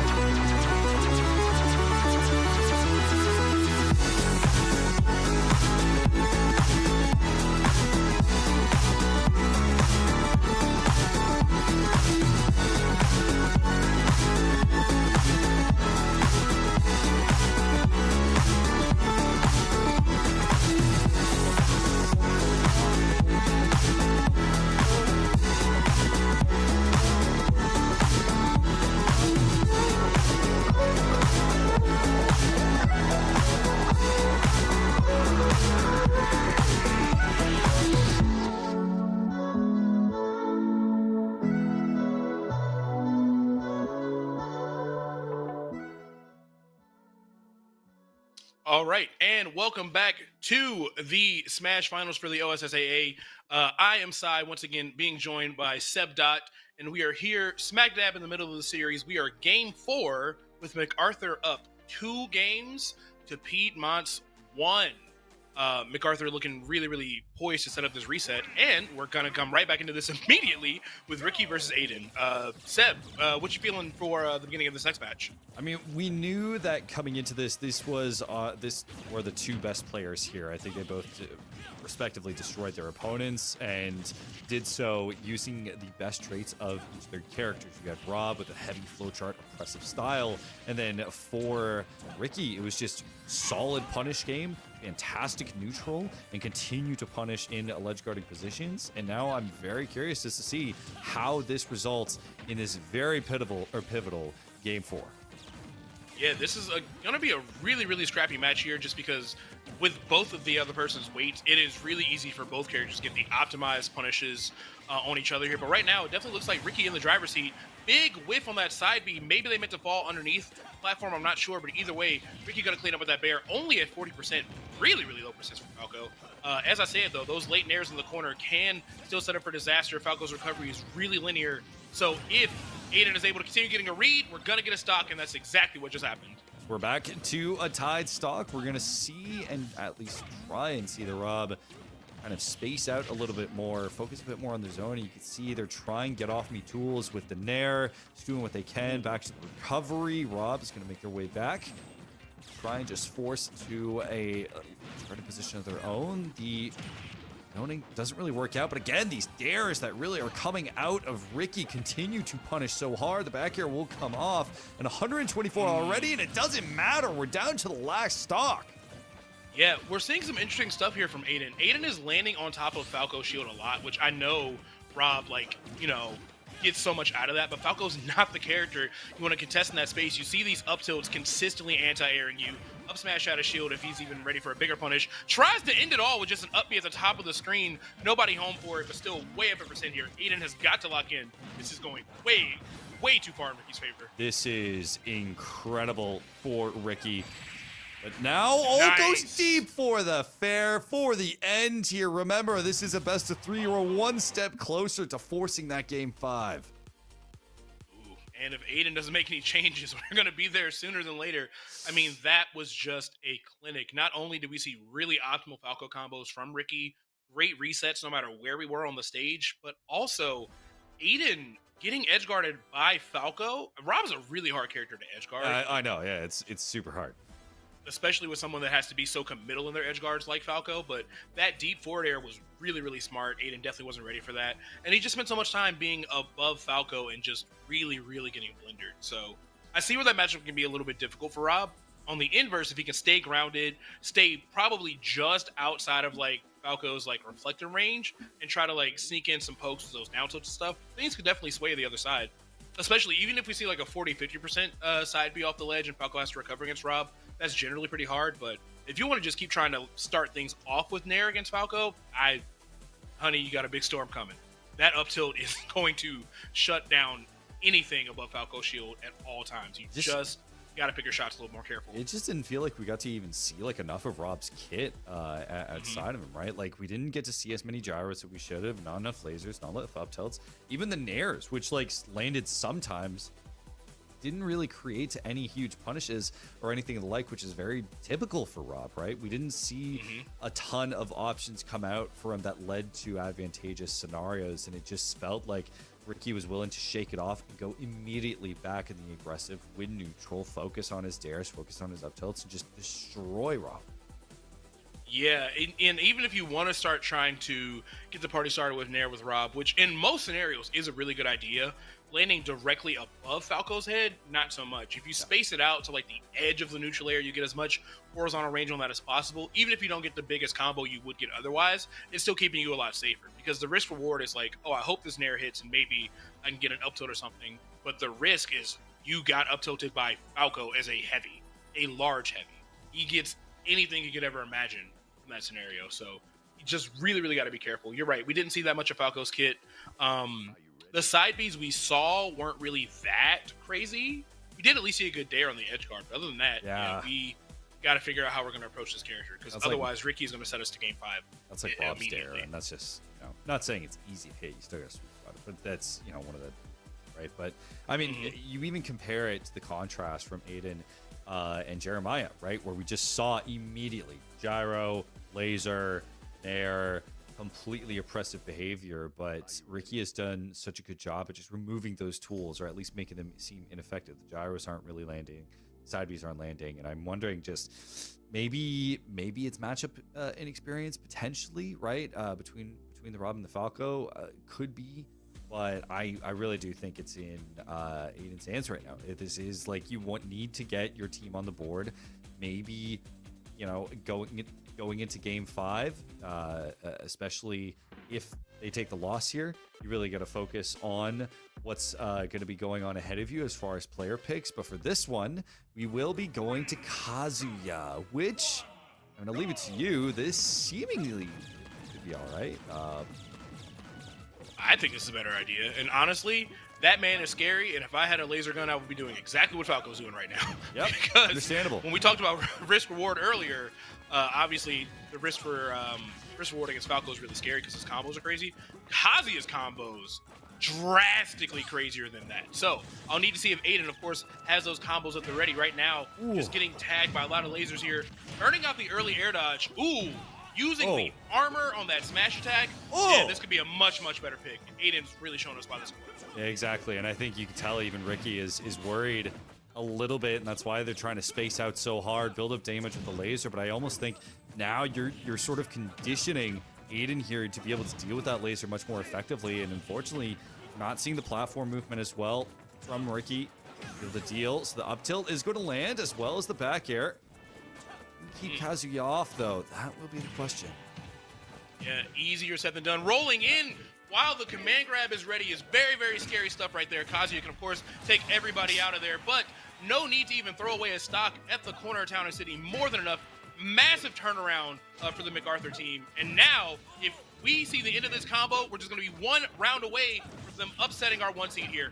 What on earth is Ricky going to do? Up tilt bear is a great start, but we got a lot more ground to cover. This is the most that we've seen Ricky put into a corner in a matchup throughout the course of this match thus far, and even now trying to use as much spacing as possible, waiting for the town and city platforms to come back in. But will it even matter? The laser's coming through to open up for the fair, still dodges, but now another nair comes out, forces Aiden a bit more on the back foot, tries to bait out with the single jump, can't get much done as neutral keeps on fighting. The dare comes through, but still Kazuya gets his opening. This is so dangerous. Ooh, I like that. Bear instead of up air, going for the DI mix. That was really smart. But an up B at a disadvantage is going to take the stock off the top right of the blast zone. When I was telling you about characters where you will make your money back, I said Rob and Kazuya, they will get out of pools. I will win this weekly. My goodness. What a turnaround from game 1. Well, now that we saw it, Kazuya has forced the game 3. Aiden has forced the game 3. And what a turnaround. I mean, listen, it was at times close, but it shows just, especially with both these characters, which can be so incredibly punish heavy, just how quickly the match swings back and forth. So fast. And again, we're like, okay, well, Falco's going to get more off a stray hit than Rob. Kazuya's going to get more off a stray hit than anybody.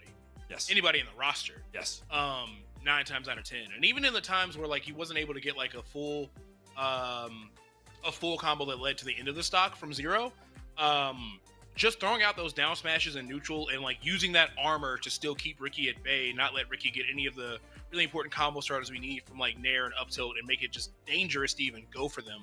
That's a huge turnaround that maybe Rob didn't have in that boxing range. So Ricky, I feel like he was starting to find some good ideas, starting to go in for a lot of throws because Kazuya loves for you to hit his shield. So, of course, taking advantage of that and trying to find resets with grabs as much as you can. But pound for pound, there is so little room for error against Kazuya, especially as a spacey with that added weight, making things even more difficult. So Ricky has to play flawlessly to keep Piedmont alive here.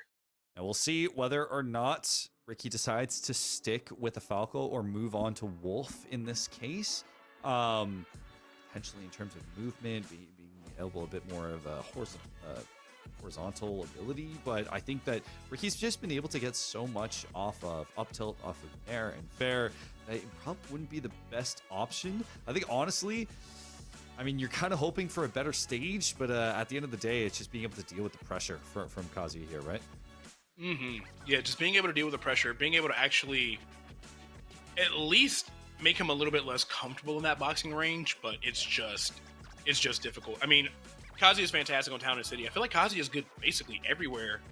Especially anywhere I mean, that I said Falco's that, but good. I don't think I can think of a single stage where he's not great. I can't either. That character is just a nightmare. I mean, I feel like a lot of people take him to Kalos just to try to get more room to run away, but I think an all flat stage is even better for Kazuya. I don't know. I mean, that character's hard to counterpick stage or character-wise. That character just Really good. yeah. Especially, I mean, if your main pick is Rob, I mean, your pocket pick is Kazuya, then that's just unfortunate for the other team, right? And it's really good in a team setting because those are such different style of characters, right? Especially if you're Aiden, if you could go in, oh, okay, I have a character which is a solution for zoning functions, but then I also have a character which is, I mean, they're both really impressive, but who's able to fight it out up close, but it will be to a battlefield that we do go to. I'm curious. This is on Ricky now. You know, you played for it. You want to continue it. You want to keep Piedmont in it, but it will be Kazuya versus Falco in this game.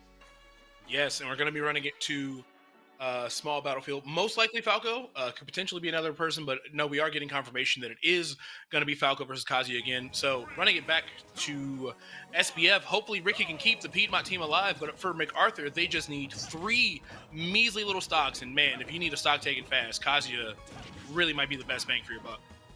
We'll see. Mention value, and Kazuya gets it. It's all in the approach from Ricky. How passive are you going to play it? How much are you going to try and play this neutral? May not matter. Kazuya just goes in, continues with command grab, and just forces the issue. As Falco will be able to turn the table. That little stall on that side B is the only thing that kept Ricky alive there. But Ricky Legitimately.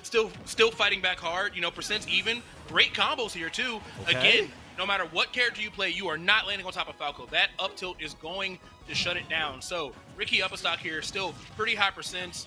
Great use of the aggressive side B to get this next combo going, but really just can't take any risks. Even from there, that up B was enough to take the stop. Insane work from Aiden.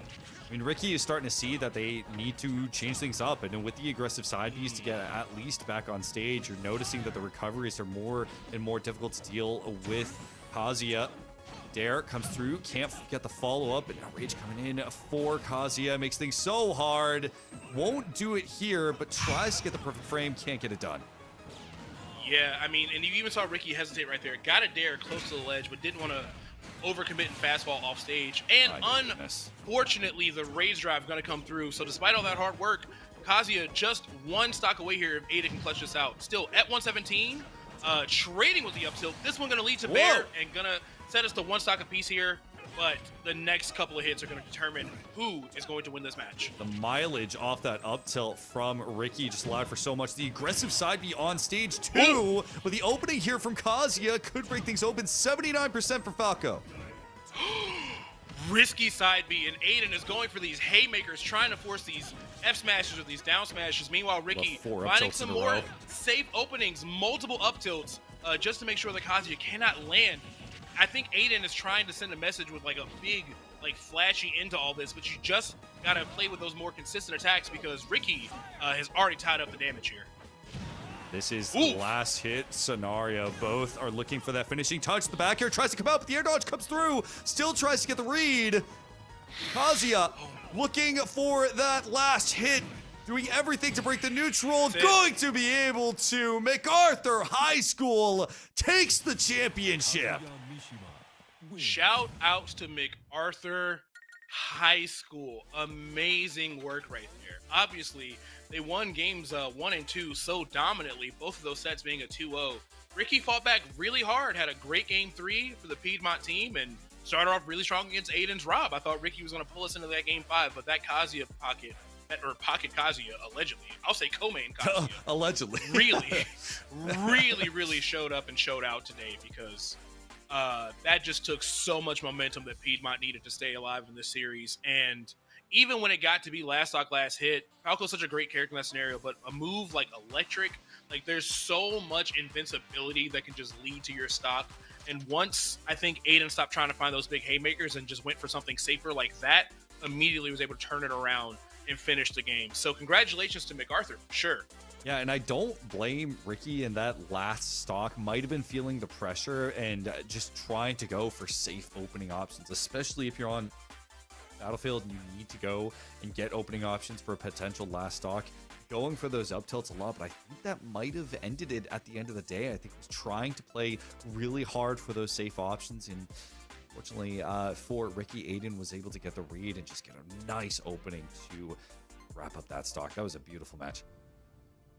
Yeah, amazing stuff right there. Congratulations again to MacArthur. Again, as the 6th seed, making it all the way, That's not huge. only to the finals, but actually being able to beat the 1 seed. So incredible work for them. So that's going to do it for the Smash portion of this. But before we go, we want to talk to you about some more really fun stuff that Play Versus has to offer.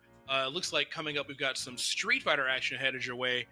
That's right. We have a 3v3 Street Fighter Scholastic match coming up. Play Versus and Capcom are teaming up to elevate the future of Street Fighter 6 competitions, with winter tournaments kicking off this weekend. Eligible high school teams can enroll on the Play Versus Scholastic platform and fight for an invitation to the high school Street Fighter 2026 champions. And that's not all. The future of college Street Fighter begins on Play Versus Stadium. Eligible college students can sign up and register for the online 1v1 tournament. Just scan the QR code on your screen now to learn more. Thank you to our partner Capcom. We love you, Capcom, for making this event possible. Don't miss the high school winter tournament finals broadcast live on the Capcom Fighters Switch channel on Sunday, December 14th. We do love Capcom. Love to see Capcom supporting these scenes, and I've, because I've done this read a bunch of times, they continue to support so many different initiatives, and I'm happy to see them here covering both for high school and college. So that's going to do it for us. As always, I've been Sai. Check me out on Twitter at SaiPBOK. And of course, check out Seb on Seb. But we are not done for the day. We're going to be cutting into some Splatoon finals here for you in just a moment. So we're going to go ahead and throw to a quick break and reset everything. Don't go anywhere. Seb, anything you want to say before we sign off here?